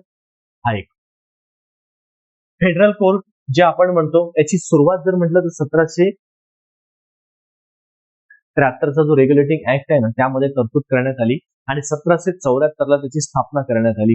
तोच म्हणजे रेग्युलेटिंग ऍक्ट. बरोबर आहे. नुसार 1774ला स्थापना आणि कुठे तर तेच कलकत्ता या ठिकाणी तुम्हाला 1774ला कलकत्ता या ठिकाणी पहिल्यांदा आपलं फेडरल कोर्ट स्थापन करण्यात आलेलं होतं. बरोबर आहे. मग इथे परत रेल्वे सुद्धा आपण म्हणतो तर रेल्वेचा मुद्दा परत येतो तुम्हाला डलहौसी. 16 एप्रिल 1853ला डलहौसीने स्थापन केलेली. बरोबर आहे. सुरुवात केलेली म्हणजे ते सुद्धा एक लक्षात घ्यायचं. मग समजा यामधून ऑप्शन जर काढायचं असेल हे जर समजा 1853ला आलेलं आहे यांनी काय म्हटलं की 35च्या कायद्यामध्ये तरतूद कशाची करण्यात आलेली. मग 35च्या कायद्यामध्ये तरतूद आता एक विचार करा फेडरल कोर्ट कधी आलंय 1774ला. मग हा मुद्दा येईल का? नाही. रेल्वे कधी आली 1853ला. तर मुद्दा येईल का? नाही. त्यानंतर हाय कमिशनर पद कधी आलेला आहे तो मुद्दा येईल का? नाही. म्हणजेच त्यानुसार एक लक्षात ठेवा की आयोगाने काय पद दिलेलं असतात हे सुद्धा एक लक्षात घेणं महत्वाचं राहतं. पण यामध्ये जर एक लक्षात घ्या की याची जरी समजा आधी जरी समजा याची तरतूद केलेली असेल 1774 पण खऱ्या अर्थाने भारतीय नागरिकांसाठी किंवा तो भारत सरकार कायदा 1935 मानला जाते यांना त्यांनी घटनात्मक रूप दिलेलं होतं. त्यांचे अधिकार वाढविण्यात आले आणि खऱ्या अर्थाने भारताच्या मालकीची व्हायला लागलेली होती 1935 पासून. म्हणून हा मुद्दा महत्वाचा आहे. आपल्याला 1935चा कायदा महत्वाचा आहे. त्यांच्यामध्ये निवडणुकीचं तत्व, कुणी सुद्धा कुणाला स्वातंत्र्य म्हणजे मतदारसंघ देण्यात आलेला हे असून सुद्धा याच्यासोबत तुम्हाला हा 35चा कायदा खूप करणं गरजेचं आहे. ठीक आहे. 1935चा कायदा करा, 1919चा कायदा करा आणि 1909चा कायदा करा. हे 3 कायदे तर करा. 3 पैकी एकचा प्रश्न असतोच असतो मित्रांनो. कळलं आता? चला पुढे. आणि हा प्रश्न जर म्हणाल तर रिपीट, राज्यसेवा मुख्य 2020 ला आलेला आहे. ठीक आहे. राज्यसेवा मुख्य 2020 आलेला दिसतोय तुम्हाला. ठीक आहे. चला पुढे आता नेक्स्ट प्रश्न येतो. हा प्रश्न सुद्धा थोडा किचकट आहे. ठीक आहे. म्हणजे हा थोडा डिफिकल्टी लेवल म्हणजे थोडा अनालिटिकल, तुम्हाला डायरेक्टली नोट्स मधून मिळणार नाही, पण क्लास नोट्स मध्ये तर दिलेला आहे मी मुलांना. ठीक आहे. तर त्यामुळे लक्षात ठेवा. पण तरी पण ब्रिटिशांच्या जर इथे विचार केला तर व्यापारवादी अर्थव्यवस्थेचा खाली कोणता उद्देश होता असं जर म्हटलं आपण, तर तो उद्देश जरी म्हटला ना तर हा तुम्हाला सहज समजायला सोपं झालं. ब्रिटिशांच्या आर्थिक धोरणमध्ये जातो हा मुद्दा, जास्त यामध्ये डोकं घालू नका. फक्त एवढं लक्षात ठेवा, प्रश्न राज्यसेवा मुख्य 2012 ला आलेला आहे. ठीक आहे. राज्यसेवा मुख्य 2012 ला आलेले. तर तुम्ही म्हणाल की का नाही ह्या विषयी बोलले तुम्ही, ह्या प्रश्नाविषयी. मित्रांनो लक्षात घ्या, आपल्याला हायलाइट पॉइंट महत्वाचे आहे की जे आयोगाने दरवर्षी विचारण्यात आलेल्या प्रत्येक पेपरला विचारलेले ना, आपल्यासाठी ते जरा थोडे जास्त महत्वाचे आहे. कारण कधी काळी जर एखादी प्रश्न 2-3 वर्षानंतर जर आलेला असेल तर त्या मुद्द्यावरती तुम्हाला जास्त वेळ घालून फायदा नाही ना. आला तर आला ना, नाही आला. पण जे तुम्हाला नेहमी विचारलेले आहे ते हक्काचे तुमचे आहेत ना, म्हणून त्या हक्काच्या प्रश्नांवरती लढा की ते मार्क्स जाऊ देऊ नका. हा प्रश्न एखादी आला नाही सुटला तरी चालेल, गेला तरी चालेल, तुम्हाला अडचण नका घेऊ. फक्त तुम्हाला येणारे प्रश्न हे हक्काचे आलेले पाहिजे. आलं ना लक्षात? ते सुटायलाच नको. जे इतरांचे चुकेल आणि तुमचे बरोबर यायला पाहिजे. पण जो मुलगा खरंच अभ्यास करून गेलेला आहे त्याचे जर सोपे प्रश्न चुकले तर सर्वात हानी त्या व्यक्तीला होतं. कारण जे इतरांचे बरोबर आलेले आहेत ना मित्रांनो, ज्यांनी अभ्यास कमी केलेला आहे किंवा जो पहिल्यांदा, तो सुद्धा मुलगा कसाही करून ओढून काढून 30-35 पर्यंत जात असेल तर, आणि जो मुलगा खरंच मेहनतीने अभ्यास केलेला असेल आणि त्याचे जर ते 30-35 पैकी जर सोपे प्रश्न जर चुकले असेल तर सर्वात हानी त्याला होतं ना. म्हणून मला म्हणायचं आहे की जे तुमचे हक्काचे मार्क्स आहेत ते अजिबात जाऊ देऊ नका. ते तुमचे हक्काचे आहेत. खरी कॉम्पिटिशन नंतर सुरू होते. जे कठीण प्रश्न असतात ना आणि जे तुम्ही अभ्यास केलेला आहे ना त्याच्या आधारे तो प्रश्न सुटतो. म्हणून लक्षात ठेवा की अभ्यासाला हायगय होऊ देऊ नका. तुम्ही कोणाकोणाला वाटतं, काही काही मित्र असतात विद्यार्थी की कॉन्फिडन्स असायला पाहिजे पण कमी पण नको आणि अति पण नको. काही विद्यार्थी असतात होऊन जाईल यावेळेस, फ्री निघेल 100%. पण गेल्यानंतर कळतं, ग्राउंड तिथे मैदानात उतरल्यानंतर कळतं त्या माणसाला की खरंच तुम्हाला काय असते. म्हणून कॉन्फिडन्स पाहिजे पण अति नको आणि कमी पण नको. एकदम सेल्फ कॉन्फिडन्स असायला पाहिजे. ठीक आहे. स्वतःच्या अभ्यासावर विश्वास ठेवा फक्त. ठीक आहे. ओव्हर नका जाऊ दे. म्हणून रिव्हिजनला महत्व द्या. अगदी बेसिक पासून लक्षात घ्या. तुम्हाला काय काय वाचायचं काय नाही वाचायचं हे तुम्हाला प्रश्नपत्रिकाच सांगतं. त्या टॉपिकला फोकस करा, व्यवस्थित अभ्यासा.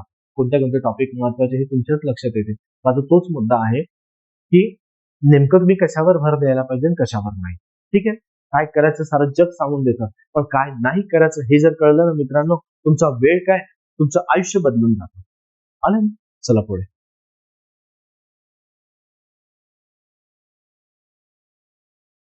येतो भाऊदाजी लाड. 11वीच्या पुस्तकामध्ये भाऊदाजी लाड विषयी तुम्हाला माहिती आहे. 11वीचा महाराष्ट्राचा इतिहास जे ओल्ड पुस्तक आलेलं आहे. मी वारंवार तुम्ही म्हणत असेल की मास्तर ह्या जुने पुस्तकं पाठ्यपुस्तकच वाचायला लावतोय, नवीन पुस्तक एकही नाही सांगत. ठीक आहे. अरे ज्यांच्यामुळे तुमची नीव उभारलेली आहे, ज्याच्यामुळे तुमच्या बेसिक कन्सेप्ट क्लिअर होते, ज्याच्यामधून प्रश्न बाहेर निघतात, त्याला सोडून चालणार आहे करे? नाही ना. म्हणून तुम्हाला सांगतो की पाठ्यपुस्तकांना वाचा. काही विद्यार्थ्यांना लाज वाटत असेल ते पाठ्यपुस्तकं वाचताना, मी क्लिअर सांगतोय, त्याच्याशिवाय पर्याय नाही. निर्लज्जम सदा सुखी राहा.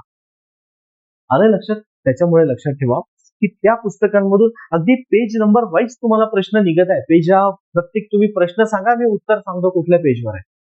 आलं लक्षात?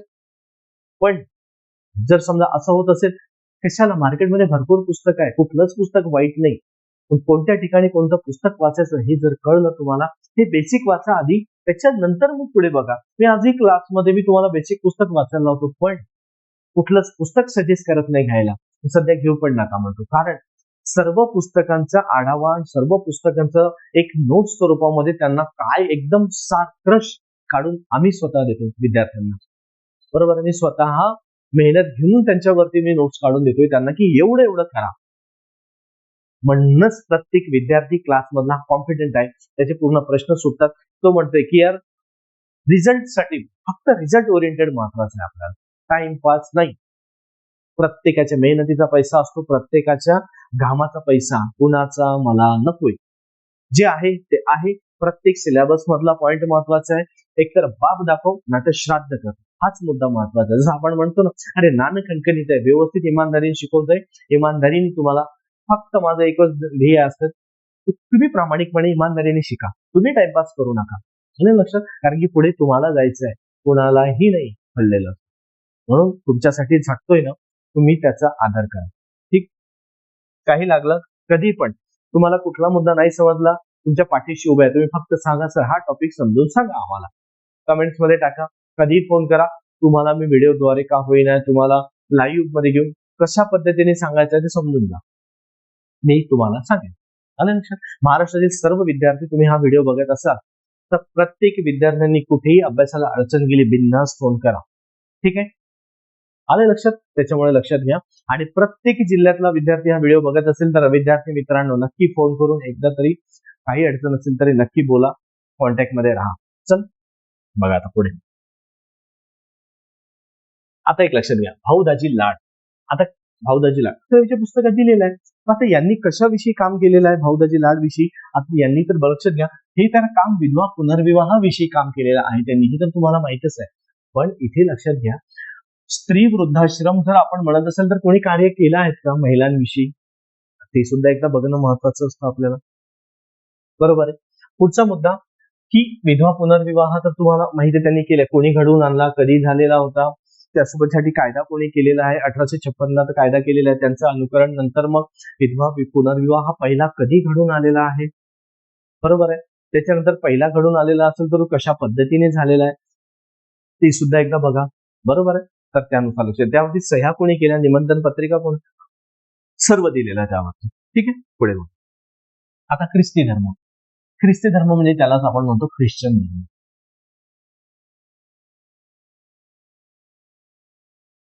ख्रिस्ती धर्म, ख्रिश्चन धर्म. तर मग आपण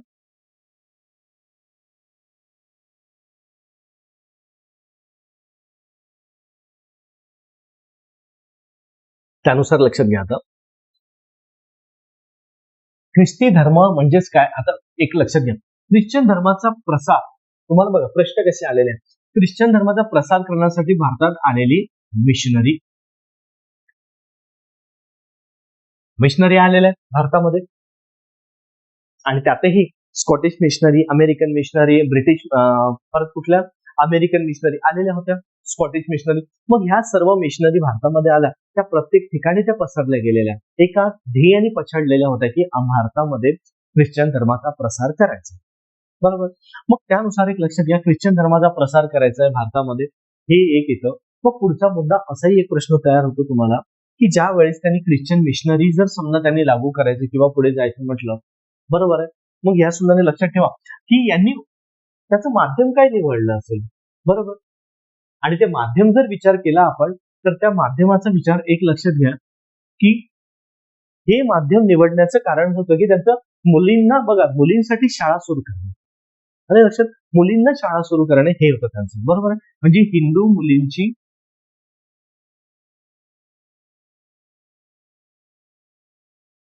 आलं लक्षात, हिंदू मुलींची शाळा सुरू केली त्यांनी प्रथम, बरोबर आहे. मग त्यांच्यासाठी काय केलं की परत त्यांनी एक मराठी वर्तमानपत्र सुद्धा काढलं, ते ज्ञानोदय त्याचं नाव येतं, बरोबर आहे. त्यासोबतच लक्षात घ्यायचं, एक मराठी वृत्तपत्र सुद्धा त्यांनी काढलेलं असेल, वर्तमानपत्र ते. आणि दुसरं त्यासोबत येतं की त्यांनी जे आपलं साहित्य होतं भारतीय संस्कृत भाषेमध्ये, ते सर्व साहित्य त्यांनी त्यांच्या भाषेमध्ये म्हणजे इंग्रजीमध्ये त्यांनी भाषांतर करून घेतलेलं होतं, आलं लक्षात. मग हे त्यांनी भाषांतर करून घेतलं आणि त्यांचा अभ्यास केला आणि त्यांच्यावरती त्यांनी मग आपल्याला भारतामध्ये येऊ ख्रिश्चन धर्माचा प्रसार करायला सुरुवात केली. मग आता ह्या ख्रिश्चन धर्माचा प्रसार केल्यानंतर ह्या धर्माचा स्वीकार कोणी केला? बरोबर आहे. या ख्रिश्चन धर्माचा स्वीकार कोणी केला ते नुसार एक लक्षात घ्यायचं. ख्रिश्चन धर्माचा स्वीकार जर आपण म्हटला त्यामध्ये तुम्हाला PSI मुख्य 2013 ला प्रश्न आहे मित्रांनो, की ख्रिश्चन धर्माचा स्वीकार कोणी कोणी केला? बरोबर आहे. कोणी कोणी केलेला असेल ते लक्षात घ्या.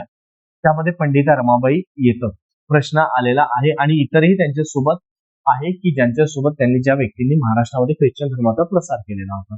बरोबर आहे. ठीक आहे. पुढे बघा आता. आलं लक्षात? मग पुढे लक्षात घ्यायचं की त्यांनी कशा पद्धतीने काम केलेलं होतं पुढे. आता नेक्स्ट प्रश्न बघू आपण.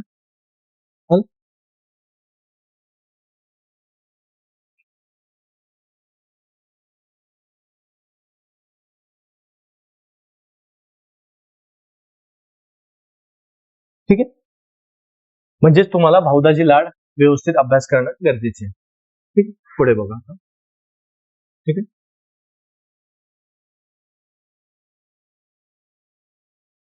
ठीक आहे. बाळशास्त्री जांभेकर, आचार्य बाळशास्त्री जांभेकर, दादोबा पांडुरंग, दुर्गाराम मंचाराम, एनी बेझंट आणि केशवचंद्र सेन. आता याचा संबंध कुठे येतो ते बघा. आता आलं लक्षात बारकाईने. आता बघा, मानव धर्म सभेची स्थापना झाली त्याचं वर्ष तुम्हाला विचारू शकतात आयोगामध्ये, ते करून घ्या आणि त्यांचे तत्व करून घ्या व्यवस्थित. बरोबर आहे. त्यानंतर येतोय की ख्रिश्चन मिशनऱ्यांच्या ताब्यात गेलेल्या श्रीपाद शेषाद्री परळीकर शुद्धीकरण. ते एकदा बघून घ्या काय आहे ते तुमच्या लक्षात येतच. बरोबर. त्यानंतर लक्षात घ्यायचं की बरोबर त्यानंतर पुढे येतं की नॉर्मल स्कूल व्हिक्टोरिया इन्स्टिट्यूटची स्थापना हे कधी झाली त्याचं वर्ष एकदा बघून घ्या, कोणी केली, कधी केली, काय. आणि त्यासोबत सेंट्रल हिंदू कॉलेजची स्थापना हे सुद्धा कोणी केली आणि सुद्धा कधी केली. आले लक्षात? हेच करून घ्यायचे स्थापना. मुद्दे समजले. आता पुढच्या मुद्द्यावरती लक्ष करा. आता इथे म्हटलं आपण की आचार्य बाळशास्त्री जांभेकर. आता हे जर विचार केला तर यांनी आपलं पहिलं मराठी वर्तमानपत्र जे महाराष्ट्रामधील मराठी भाषेतील पहिलं येतं तर ते स्थापन केलेलं आहे, सुरुवात केलेली आहे. त्याचा पत्रकार दिन म्हणून साजरा केला जातो 6 जानेवारी. बरोबर आहे. ते कुठल्या संघटनेची किंवा कुठल्या इतरही माध्यमांशी कुठे कनेक्टेड आहे, कुठे त्यांचे संबंध आहेत ते एकदा व्यवस्थित करून घ्या. यंदा जर वाचायचं असेल तुम्हाला 11वीच्या पुस्तकामध्ये दिलेलं आहे ते वाचा. त्यानंतर दुर्गाराम मंचाराम सुद्धा दिले आहे, दादोबा पांडुरंग तरखडकर हे आलेले आहे, यांना सुद्धा व्यवस्थित वाचून घ्या तुम्ही. बरोबर आहे. आणि बेझंट म्हटलं तर परत तुम्हाला होम रूल चळवळीशी संबंधित येतोय आणि होम रूल चळवळीशी संबंधित परत तुम्हाला येतोय मुद्दा म्हणजे कोण? एक येतं लोकमान्य टिळक. आलंय लक्षात? मग होम रूल चळवळ म्हटलं तर हा 1916 ला आलेली चळवळ आहे. बरोबर आहे. लोकमान्य टिळक, होम रूल चळवळ. मग त्याचसोबत तुमच्या लक्षात राहतं ना की कशा पद्धतीने आलेलं आहे. बरोबर आहे. मग पुढे बघा की जर समजा होम रूल चळवळ आपण म्हटलं की लोकमान्य टिळक, मग या भागामध्ये कोणी कोणी चळवळ चालवली होती, कोणत्या भागात कोणी चळवळ चालवली त्यावरती प्रश्न आलेला आहे. केशवचंद्र सेन वरती आलेला आहे प्रश्न तुम्हाला की कशा पद्धतीने आलेला असेल ते, म्हणजे किंवा आता केशवचंद्र सेन म्हटलं तर बघा त्यांनी ब्राह्मण समाजाशी त्यांचा संबंध काय येतो किंवा त्यांनी कशा पद्धतीने पुढे नेण्याचा प्रयत्न केलेला आहे हे सुद्धा महत्वाचा राहतो मुद्दा. म्हणून तुम्हाला एक लक्षात घ्यायचं की केशवचंद्र सेन हे कशा पद्धतीने पुढे आलेले आहे आणि कशा पद्धतीने नाही. आलं लक्षात? आणि परत एक लक्षात घ्या की केशवचंद्र सेन यांचा संबंध बरोबर आहे कोणाशी आलेला आहे. बरोबर आहे. बरोबर. म्हणजे केशवचंद्र सेन जर म्हटलं की यांचा संबंध कोणाशी आणि कसा आलेला आहे हे सुद्धा लक्षात घेणं महत्वाचं राहतं. बरोबर. परत एक लक्षात घ्या इथे तुम्हाला केशवचंद्र सेन यांचा ब्राह्मो समाजाशी संबंध आणि यांच्या प्रयत्नांनी लक्षात घे की यांच्या प्रयत्नाने लक्षात घ्या की तुम्हाला एक प्रार्थना समाजाची स्थापना झाली आहे का यांना प्रेरणा म्हणून. बरोबर आहे. ते सुद्धा करणं गरजेचं आहे तुम्हाला किंवा त्यांच्या प्रार्थना समाजाला प्रेरणा कोणाकडून मिळालेली आहे हे सुद्धा महत्वाचं आहे. बरोबर आहे. हे एक लक्षात घ्या. पुढे बघा आता येतो 34वा प्रश्न. ठीक आहे. संथाळाच्या उठावाबाबत बरोबर आहे. कोणती विधान चुकीची आहे हे विचारलेलं आहे. म्हणजेच काय, त्यांनी जर अडचण आली बघा, इनकरेक्ट विचारलेलं आहे. कुठे गेलंय रे? विच आर फॉर फॉल्स किंवा इनकरेक्ट. ठीक आहे. कोणतं विधान चुकीचं आहे, कोणतं विधान इनकरेक्ट आहे. तर मग त्यांनी तर तो ते विचारलेलं आहे. मग त्यासोबत लक्षात घ्यायचं, आता इथे तुम्हाला काय करायचं, इकडे संथाळाचा उठाव करायचा. बरोबर आहे. संथाळाचा उठाव कुठे झाला ते बघा, कोणी केला आलं तर ते बघा, कधी झाला म्हणजे कोणत्या वर्षी झाला ते बघा. कधी झालंय संथाळाचा उठाव. त्याच्या सोबत लक्षात घ्या, आता 11वीच्या जो महाराष्ट्राचा इतिहास पुस्तक आहे त्यामध्ये परत तुम्हाला उठाव दिलेले आहेत बघा, ते पण एकदा करा ना तुम्ही.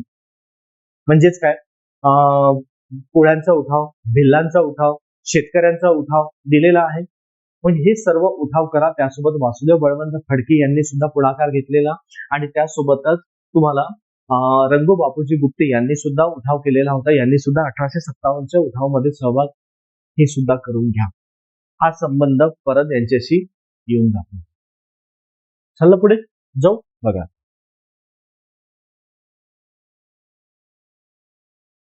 गुप्त संघटना. आता बघा, महाराष्ट्रातील गुप्त संघटना आपण म्हणतो, पण त्यासोबत लक्षात घ्यायचं, ही तर पूर्ण विदर्भातले दिलेले आहेत तुम्हाला. बरोबर आहे. एक पण त्यासोबतच जसं खापर्डेचा अमरावतीशी संबंध आलेला आहे. बरोबर. लोकनायक बापूजी अणे ते नाही दिले. आता बघा, याच्या व्यतिरिक्त जे तुम्हाला एक समाज सुधारक होते की जे विदर्भामध्ये काम करणारे, असे 3 नाव परत लक्षात घ्या. एक म्हणजेच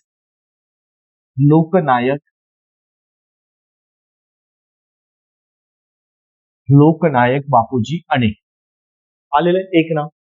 त्यानंतर दुसरं नाव येतंय अभ्यंकर, जे नागपूरमध्ये काम करायचे ते. ठीक आहे. यांचा संबंध नागपूरशी, यांचा संबंध यवतमाळ. आजही यांच्या नावे तुम्हाला यवतमाळला कॉलेज दिसते, बरं का, अनेक कॉलेज. आणि त्यानंतर येतोय लोकनायक बापूजी अनेक कॉलेज झालंय, ते नाव झालंय अभ्यंकर आहे. त्यानंतर येते डॉक्टर खानखुजे. ठीक आहे. यांचा संबंध वर्धेशी येतो. आजही जर समजा तुम्ही कोणी वर्धा या ठिकाणापासून जर कोणी विद्यार्थी व्हिडिओ बघत असेल तर आज वर्धेला हनुमान टेकडी आलेली. हनुमान टेकडी म्हणजे ज्या टेकडीवरती आजही तुम्हाला आंतरराष्ट्रीय हिंदी विश्वविद्यालय तुम्हाला ज्या ठिकाणी स्थापन झालेलं आहे, म्हणजे महात्मा गांधी आंतरराष्ट्रीय विश्वविद्यालय. तर त्या विश्वविद्यालयाची जे टेकडी आलेली आहे, थोडी अलीकडची सुरुवातीला तिथे हनुमानजीचं मंदिर आहे, ते सुद्धा यांनी तिथे स्थापन केलेलं आहे. बरोबर. हे क्रांतिकारी चळवळीमधून येते. आणि मग हे खानखुजे जर म्हटलं तर कोण आहे, तर हे कृषी शास्त्रज्ञ होते. आजही बघा, मागे एक 3 ते 4 महिने की 6 महिन्याच्या आधीची घटना आहे. तुम्हाला एका विद्यापीठामध्ये न्यूजपेपरला आलेलं आहे, तुमच्याकडे तुम्ही नक्की शोधा, की एक असं विद्यापीठ आहे की ज्या ठिकाणी म्हणजे परदेशामध्ये की ज्या ठिकाणी राहुल नार्वेकर आणि आपले जे मुख्यमंत्री आहेत फडणवीस साहेब, हे दोनही व्यक्ती तिथे तुम्हाला त्या कृषी विद्यापीठामध्ये यांचा पुतळ्याचं अनावरण करण्यासाठी गेलेले होते. प्रश्न येण्याची शक्यता राहू शकते ना तुम्हाला, कशाही पद्धतीने असू दे. बरोबर आहे. मग हा मुद्दा तुमच्यासाठी सुद्धा फार महत्वाचे असतात. म्हणजे यांनी विचारलेलं आहे की तुम्हाला कार्यक्षेत्र आणि संघटन, गुप्त संघटना, तर परत ही 3 नावं सुद्धा यामध्ये तुम्ही समाविष्ट करणं गरजेचं आहे. देशपांडे, कारणे, खापर्डे, काणे आणि परांजपे. तर यासोबत आणि अभ्यंकर आणि खानखुजे. आलं लक्षात? चला पुढे.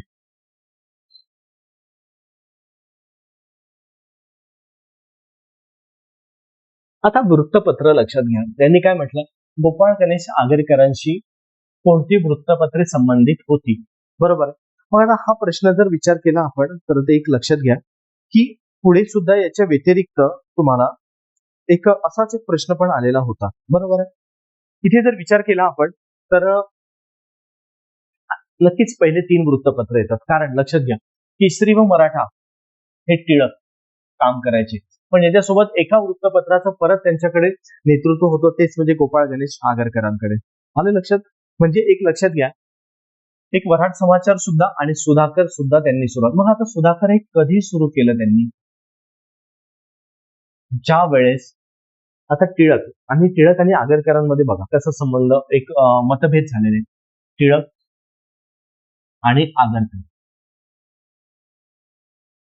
बरोबर आहे. टिळक आणि आगरकर. टिळक म्हटलं तर इथे एक लक्षात घ्या, टिळकांचं नेतृत्व हे एक जहालवादी होतं, म्हणजे आग होती, आग, जहाल, तापट स्वभावाचे. आणि हे म्हणजे आगरकर म्हणजे पाणी, पाणी म्हणजे शांत स्वभावाचे. मग आता आग आणि पाणी एकत्र राहू शकेल का? नाही. तर आगरकरांचं तत्व काय होतं, की आधी समाज सुधारला पाहिजे. आणि टिळकांना वाटत होतं की राजकारण चांगल्या पद्धतीचा विकास झाला पाहिजे, म्हणजे सुधारला पाहिजे.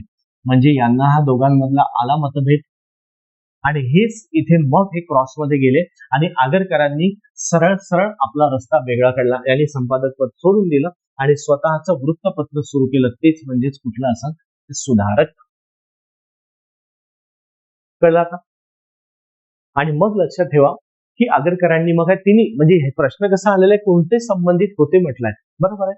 केसरी व मराठाचे संबंधित होतच, बरोबर आहे. त्यानंतर मराठ समाचार आणि सुधारक हे दोन त्यांचे सुरू झालेले वृत्तपत्र. पण सुधारक वरती त्यांनी जास्त काम केलेलं दिसतंय सोबतच. कळला का? म्हणजे त्यानुसार एक लक्षात घ्यायचं की यांनी कशा पद्धतीने काम केलेलं आहे दोन्हीवरती. चल पुढे. आणि हे तुम्हाला दिलं कुठे? 11वीच्या पुस्तकात. परत म्हणतो मी वारंवार, 11वीचं पुस्तक. 11वीच्या पुस्तकाला सोडवू नका, नुकसान तुमचं होणार. आलं लक्षात? कारण कुठल्याच पुस्तकांपेक्षा सर्वात महत्वाचं पुस्तक आहे 11वीचं पुस्तक, जे आपल्याला आलेलं. तर त्यांनी म्हटलेलं आहे की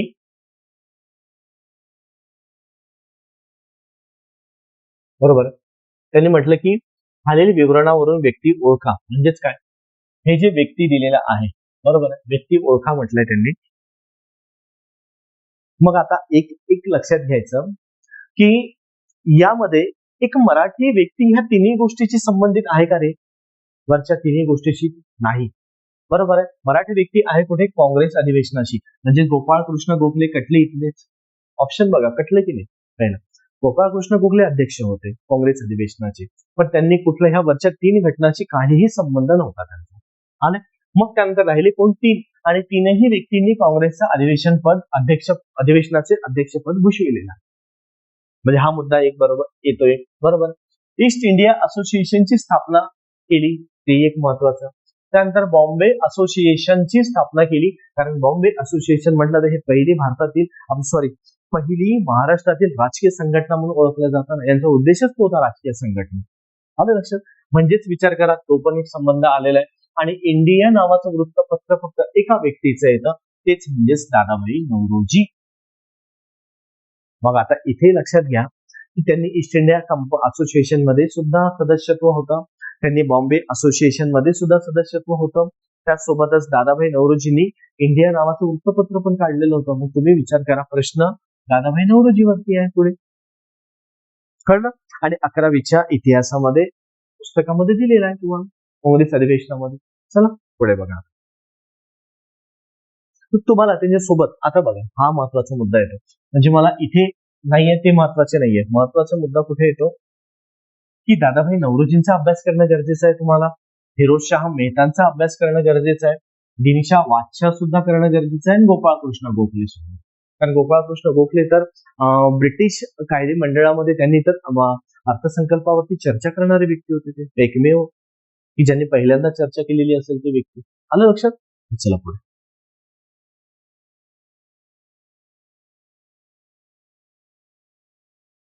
पण इथे बघा आता पुढे, हा प्रश्न, अशा पद्धतीचे प्रश्न जर असेल तर मी म्हणेन की तुम्हाला किती जरी येत असेल ना, तरी एकतर याला स्किप करून टाकायचं. आला पहिल्याच्या तर ठीक, नाहीतर डोकं घालायचं नाही. नाहीतर सरळ वेळ पुरल्यानंतर सर्वात शेवटी विचार करायचा. कारण तुम्ही जरी वेळ दिला या प्रश्नाला, आणि जर ऐन वेळी वेळ देऊन जर समजा बरोबर नाही आलं, तर वेळ पण जातो आणि पश्चाताप पण होतो. त्यापेक्षा सरळ सरळ जे प्रश्न येते ना ते निवडायचे, आणि असे प्रश्न स्टार करून ठेवा, याला नंतर सोडवा. म्हणजेच काय, तुम्हाला त्याचा नंतर फायदा होईल. कळलं ना? नाहीतर काय होईल, तुम्हाला पश्चाताप होईल. शेवटी वेळ जाणार आहे, आपल्याकडे वेळ कमी असतो. ठीक आहे, पुढे चला. आता त्यांनी बघा, आता इथे काय म्हटलं, ईस्ट इंडिया असोसिएशनचा उद्देश मी आधीच बोललेला आहे तुम्हाला. आणि इथे बघा प्रश्न आलेला आहे, ईस्ट इंडिया असोसिएशन, बरोबर आहे. म्हणजेच तुम्हाला एकाच पेपरमध्ये कधी कधी असेच प्रश्न येत आहेत. यावर्षी गट क ला सुद्धा प्रश्न आलेला आहे तुम्हाला दुष्काळ आयोगावरती, जो आता लास्ट गट क चा पूर्वचा पेपर झालाय ना, त्यावरती बघा मित्रांनो, की त्यावरती सुद्धा प्रश्न आलेला आहे. गट म्हणजे तिथे दुष्काळ आयोग दिलाय, स्ट्रेचिंग एकीकडे प्रश्नामध्ये विचारलं, तोच मुद्दा परत दुसऱ्या प्रश्नामध्ये आलेला आहे. नक्की चाळून बघा, तुम्हाला दिलेला आहे. आणि हा परत एक सांगून देईल, विसरून जाईल कधी, जो 21 सप्टेंबर 2025 रोजी जो राज्य गट क मुख्य परीक्षेचा पेपर झालेला आहे ना, तो पेपर नक्की बघून जा. त्याची व्हिडिओ मी 2 पार्ट मध्ये टाकलेला आहे. ठीक आहे, तर आपल्या या चॅनलवरती तुम्हाला उपलब्ध आहे. तर तुम्ही तो एक महिन्यापूर्वीचा व्हिडिओ आहे दोन्ही पण, ते प्रत्येकाने व्यवस्थित अभ्यासा. ठीक आहे, एकदा बघून जा, कारण त्यामधलं करंट मी सांगेल तुम्हाला की नंतर करंटसाठी काय केलं जातं आणि इतर एकदा सांगून देईल शॉर्ट मध्ये तुम्हाला. ठीक, तर लक्ष द्या. आता यांनी म्हटलंय की ईस्ट इंडिया असोसिएशन संस्थेचा उद्देश काय, तर नक्कीच राजकीय उद्देश होता. म्हणजे ज्या काही असोसिएशन झालेल्या होत्या ना, त्यांचा बऱ्यापैकी राजकीय दृष्ट्या त्यांचा उद्देश होता. बरोबर, त्यासाठी त्याला नाकारता येत नाही आपल्याला. ठीक आहे, पुढे बघा आता. म्हणजे मग आता तुम्हाला इथे काय करावं लागेल, ईस्ट इंडिया असोसिएशनची स्थापना कोणत्या वर्षी झाली, त्याचं स्थापना वर्ष. ठीक आहे, त्यांचा उद्देश तर इथे कळलेलाच आहे. त्यांचं कार्य काय होतं, आलं लक्षात. एक, त्यांच्या नंतर बरोबर आहे, त्यांच्या संघटनेमध्ये असणारे सदस्य आणि अध्यक्ष कोण होते. ठीक आहे, प्रश्न पुढे आलेलाच असेल, सुटून जाणार. बरोबर आहे, आणि कोणत्या वर्षी स्थापना झाली, तर हे तर तुम्हाला इथे दिले 1870. तरी पण एक लक्षात घ्यायचं, स्थापना वर्ष पाठ करून टाका. कधी कधी जोड्या लावा येऊन जातोय, कधी तुम्हाला घटनाक्रम विचारतात की संस्था घटनेक्रमानुसार, स्थापनेच्या क्रमानुसार. बरोबर आहे, पुढे बघा.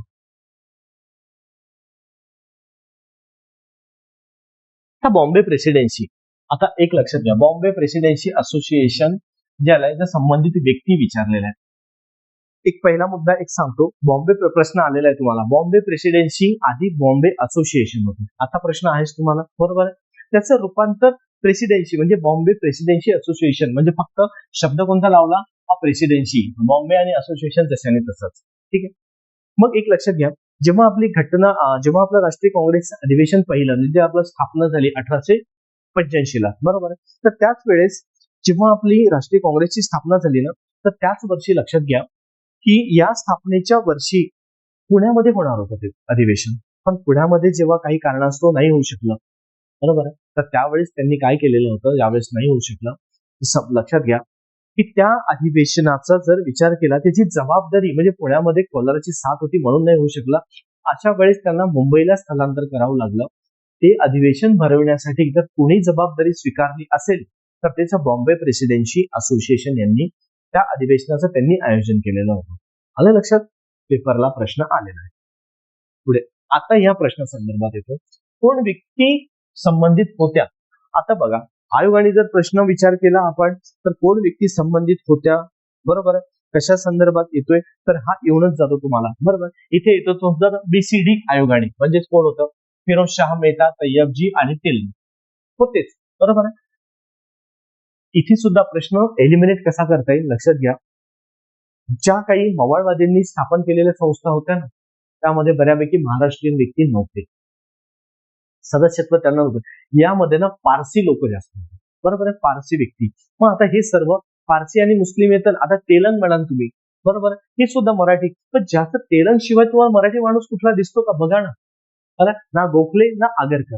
आलं लक्षात, त्यांच्यामुळे लक्षात घ्यायचं, कारण हे न्यायमूर्ती होते, त्या पदावरती पण होते, त्यांना घेण्यात आलेलं होतं. पण लक्षात घ्या, तुम्हाला गोपाळ गणेश आगरकरांना पण नाही आणि गोपाळ कृष्ण गोखलेंना पण घेण्यात आलं लक्षात. त्याच्यामुळे लक्षात घ्यायचं की हे तुम्हाला मुद्दा येणार नाही यामध्ये. ठीक आहे, म्हणजे गोपाळ कृष्ण आगरकरांना घेतलेलं नव्हतं. मग यांचा अभ्यास आता लक्षात घ्या, चारही ऑप्शन कसे, तर गोपाळ गणेश आगरकरांना 11वीच्या पुस्तकातून अभ्यासा. बद्रुद्दीन तय्यबजीने काय काय केलं, कुठल्या संघटनेशी संबंधित आहे ते एकदा बघा. फिरोजशाह मेहतांना पण बघा, आणि न्यायमूर्ती तेलंगणा पण बघा. ठीक आहे, आणि बॉम्बे प्रेसिडेन्सी असोसिएशनची स्थापना कोणत्या वर्षी झाली, असोसिएशनचं रूपांतर प्रेसिडेन्सी मध्ये कसं झालं, कधी झालं ते पण बघाल, आणि त्या संघटनेमधले अध्यक्ष, उपाध्यक्ष, सदस्य बघून प्रश्न येण्याची शक्यता राहते.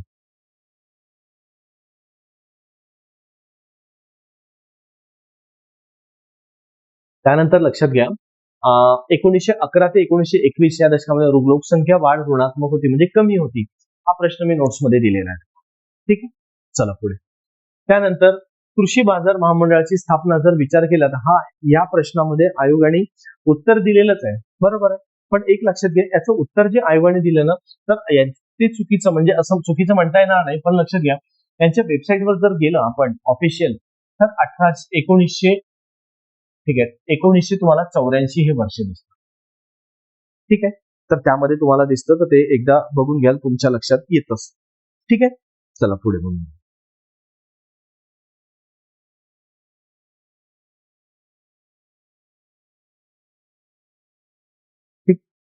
पुढे त्यांनी काय म्हटलंय, पिकाला सुवर्ण तंतू, बरोबर. म्हणजे याला क्रांती म्हटलं झालं. कोणत्या पिकांची कोणती क्रांती घडवून आणली ना त्यावरती तुम्ही क्लास नोट्स मध्ये दिलेलं आहे, एकदा तुम्ही प्रत्येकाने बघून घ्या. आलं लक्षात? कारण जसं आपण हरित क्रांती म्हणतो, मास्यांसाठी आलेली नील क्रांती आहे, अशा प्रत्येक पिकांसाठी केलेली क्रांती त्याच्यात जोड्याला आयोग विचारू शकतो किंवा असाही प्रश्न एखादी विचारू शकतो तुम्हाला. आलं लक्षात? तर बघून घ्यायचं पुढे. त्यानंतर त्यानंतर आलेला असतो आपण खऱ्या अर्थाने भूगोलावरती. बघा, उत्तर दक्षिण दिशेमध्ये काय म्हटलं, कोणता पर्वत म्हणजे कोणता पर्वत डोंगर आहे, पर्वत किंवा डोंगर आहे उत्तर दक्षिण दिशेमध्ये. तर मग आता एक लक्षात घ्यायचं, आपला जो यासाठी तुम्हाला नकाशाचा अभ्यास असणं गरजेचं आहे. इथे बघा पुढे, आता हा महाराष्ट्राचा उत्तर भाग, तर या उत्तरेला तुम्हाला येतोय तो म्हणजेच कुठला असेल तो सातपुडा.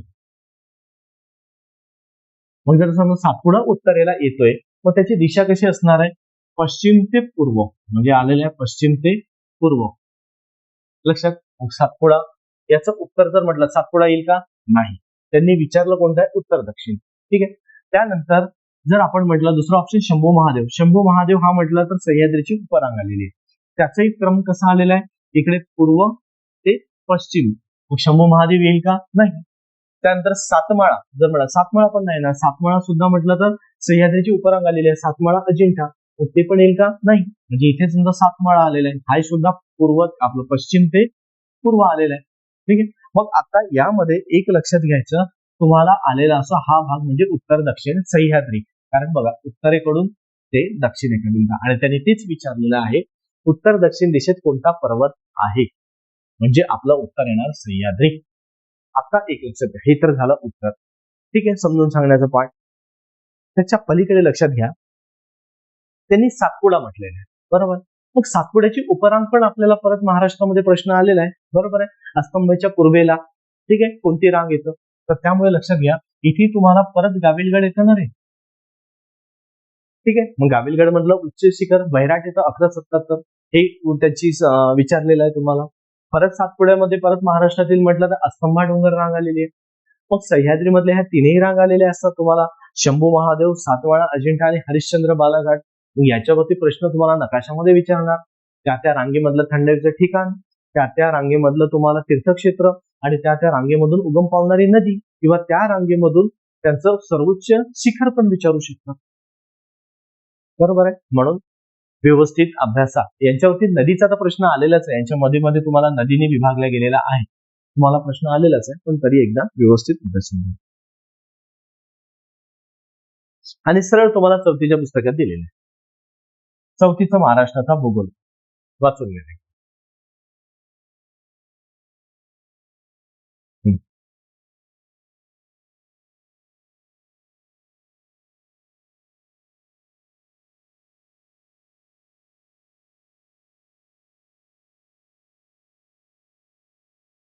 आले लक्षात. यानंतर पुढचा प्रश्न बघा. हा प्रश्न थोडा सोडून द्या, कारण हा प्रश्न शेतीच्या व्यापारीकरणावर हा थोडा किचकट आलेला असतो, लक्ष घालायचं नाही जास्त. आलं लक्षात, आला तर आला, नाही तर गेला. त्यानंतर बघा, महाराष्ट्रामध्ये लोकनिधीचे साठे खालीलपैकी कोणत्या जिल्ह्यात आहेत. इथे साधा सोपा प्रश्न येतो, माहित नसेल ना, आणि याच्यासाठी जर लोकनिधीचे साठे किंवा खनिजासाठी बघायचं असेल तर बघा, चौथीचं पुस्तक वाचा. चौथीच्या पुस्तकामध्ये चौथीचं महाराष्ट्राचा भूगोल पुस्तक आलेलं आहे. त्यामध्ये एक पुस्तक मला पेज नंबर नाही आठवत आहे, पण त्यामध्ये ना त्यांनी खालच्या साईडला तुम्हाला एक बॉक्स बनवून दिलेला आहे. खनिजे ह्या टॉपिक मध्ये जा, तुम्हाला बॉक्स बनवून दिलाय, त्या बॉक्सचा एकदा फोटो मोबाईल मध्ये काढून ठेवून द्या. तुमचे जेवढे काही खनिजावरती प्रश्न आलेले असेल ना, जिल्हे प्रदेश सर्व यातून सुटणार एकदम सोप्या पद्धतीने आलेले. ठीक आहे, ते एकदा बघून घ्या. त्यानंतर लक्षात ठेवा, आता एक लक्षात घ्या, हा प्रश्न बाजूला ठेवा. ठीक आहे, वर्धेमध्ये कुठलं खनिज संपत्ती आढळतं का रे? कधी तुम्हाला आलंय का की हे खनिज वर्धेमध्ये आढळतं? नाही. त्यानंतर नाशिकमध्ये नाही. त्यानंतर बुलढाण्यामध्ये पण नाही. मग खनिज संपत्तीमध्ये एकच जिल्हा आहे ना ज्या ठिकाणी बॉक्साईट पण आढळतं आणि लोह खनिज पण आढळतं, तोच म्हणजे सिंधुदुर्ग. उत्तर संपला विषय. बरोबर. मग आता एक प्रश्न लक्षात घ्यायचा परत, मग सिंधुदुर्ग जिल्ह्यामध्ये बॉक्साईट आढळतं, मग सरळ बॉक्साईट जर आढळत असेल आणि याच्यामध्ये परत लोह खनिज आढळत असेल, तर तुम्हाला एक प्रश्न आहे रेड्डी बंदरावर ते सिंधुदुर्गमध्ये, तुम्ही नक्की बघा मागचा प्रश्न आले लक्षात. मग त्यावरून तुमच्या ते लक्षात घेणं महत्वाचं. मग सिंधुदुर्गमध्ये जर बघा तर तुम्हाला दक्षिणेला जसं जाल तसं तुम्हाला बॉक्साईट आढळतं, लोह खनिज बॉक्साईट आढळतं, त्यामध्ये जांभ्या खडकामध्ये, आणि जांभा खडक जो आलेला आहे हा अॅल्युमिनियम. कळलं का तुम्हाला? मग हे त्यामधून अॅल्युमिनियम हे घटक निघतो बाहेर. कळलं? चला पुढे बघा. ठीक आहे,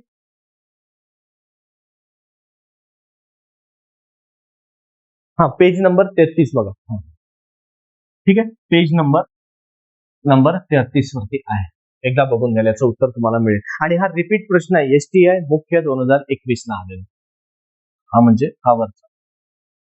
ठीक आहे, STI मुख्य 2021 ला आलेला आहे प्रश्न, जो 4थीच्या पुस्तकामध्ये पेज नंबर 33 वरती प्रश्नाचं उत्तर तुमच्याला निघतं.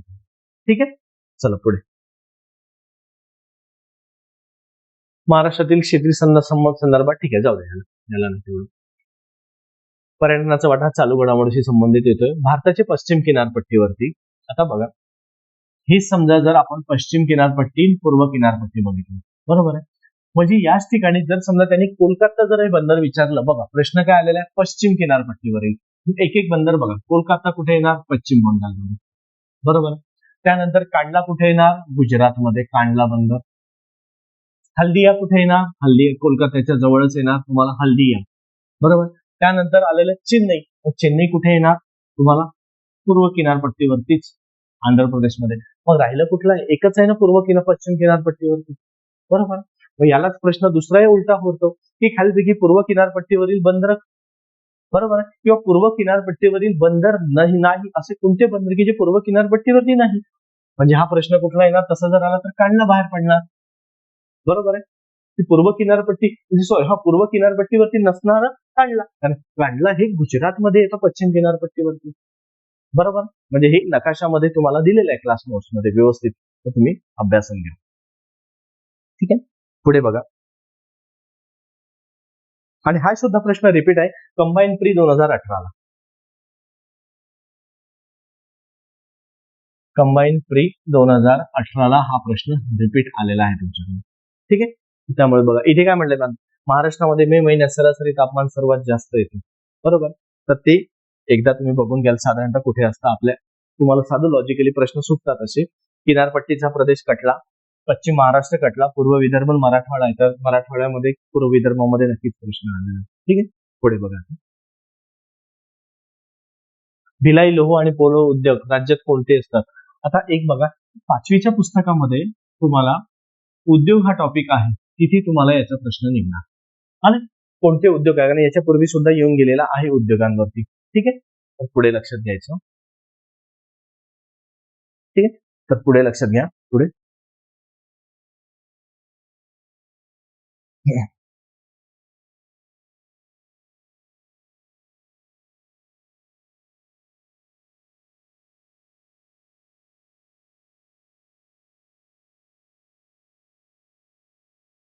ठीक आहे, पुढे बघा आता. त्यानंतर हा मुद्दा मी नोट्स मध्ये दिलेला आहे, बरोबर आहे, नोट्स मध्ये आहे. ठीक आहे, वेग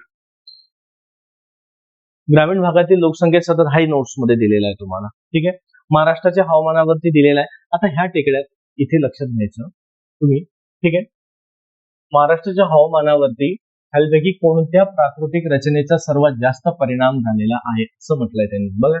मग इकडे दख्खनचे पठार, मग हे कुठे असेल काय असेल हे बघून घ्या, आणि याच्यासोबत महाराष्ट्रातील इतरही पठार आहेत ते पण करा.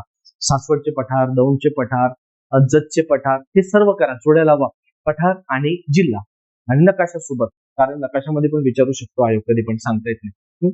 किनारपट्टीचे मैदान ते पण एकदा करून घे. सह्याद्री पर्वत आणि सातपुडा डोंगररांग, बरोबर आहे, ते पण एकदा कराल. सह्याद्री आणि सातपुडा कशा पद्धतीने आलेल्या आहेत, बरोबर. पुढे लक्षात घ्यायचं, हा मुदखेड टेकड्या. मग आता मुदखेड टेकड्या कशा आहे ना, जसं आपण हा महाराष्ट्र म्हटलं तर महाराष्ट्राची सातमाळा अजिंठाची डोंगररांग आलेली आहे, बरोबर. ही डोंगररांग सरळ बुलढाण्यापर्यंत गेलेली आहे, जिथून पैनगंगा नदीचा उगम होऊन पुढे गेलेली आहे, जी वर्धेला मिळालेली आहे. वैनगंगा नाही एक. पण ह्याच टेकडीची परत तुम्हाला अशी खाली उत्तरेला दक्षिणेला एक एक भाग, म्हणजे त्याची एक ब्रांच म्हणजे शाखा अशी खाली उतरलेली दिसते, आणि ते त्याला निर्मल टेकड्या सुद्धा आपण म्हणतो पुढे, बरोबर आहे.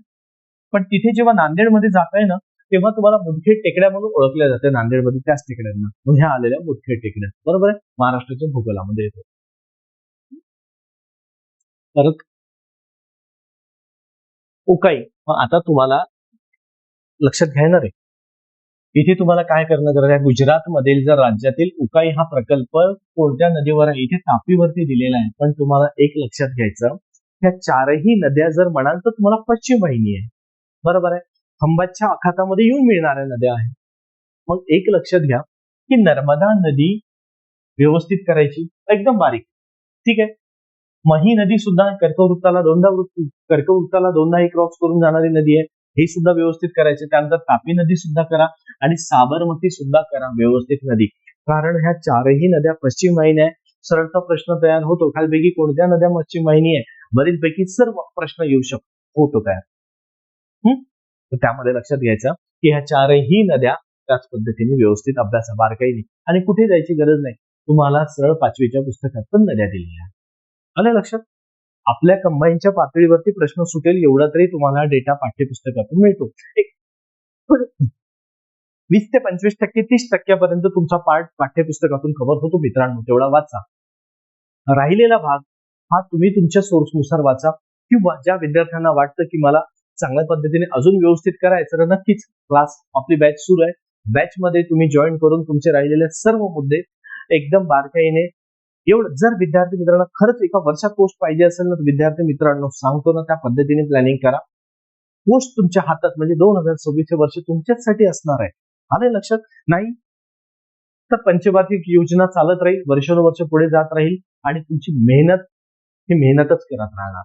म्हणून तुमच्या मेहनतीला जर योग्य डिरेक्शन द्यायचं असेल, योग्य जर समजा तुम्हाला जर समजा दिशा द्यायची असेल, तर आपली जी ही बॅच आहे, बरोबर आहे, तरी बॅच आपली सुरू होत आहे, ती जी आता 1 तारीख पासून निर्धार बॅच आहे. तुम्ही ऑनलाईन किंवा ऑफलाईन दोन्ही माध्यमातून ती बॅच करू शकता, अत्यंत कमी शुल्क मध्ये, ठीक आहे. लाईव्ह आणि रेकॉर्डेड स्वरूपामध्ये पूर्ण 1 वर्षाची बॅच चालणार आहे.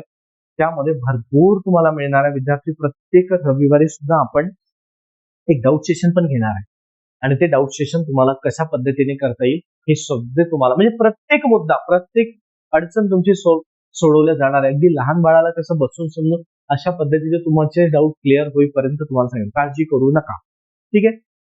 जीएस हा तर स्वतः मी घेणार, आलं लक्षात. पण इतर राहिलेले विषय असतात, रिझनिंग, मॅथ आहे, मराठी आणि इंग्लिश, हे तुम्हाला वेगवेगळे इतर शिक्षकांकडून शिकायला मिळणार, अगदी सखोलपणे. काळजी करू नका, आलं लक्षात.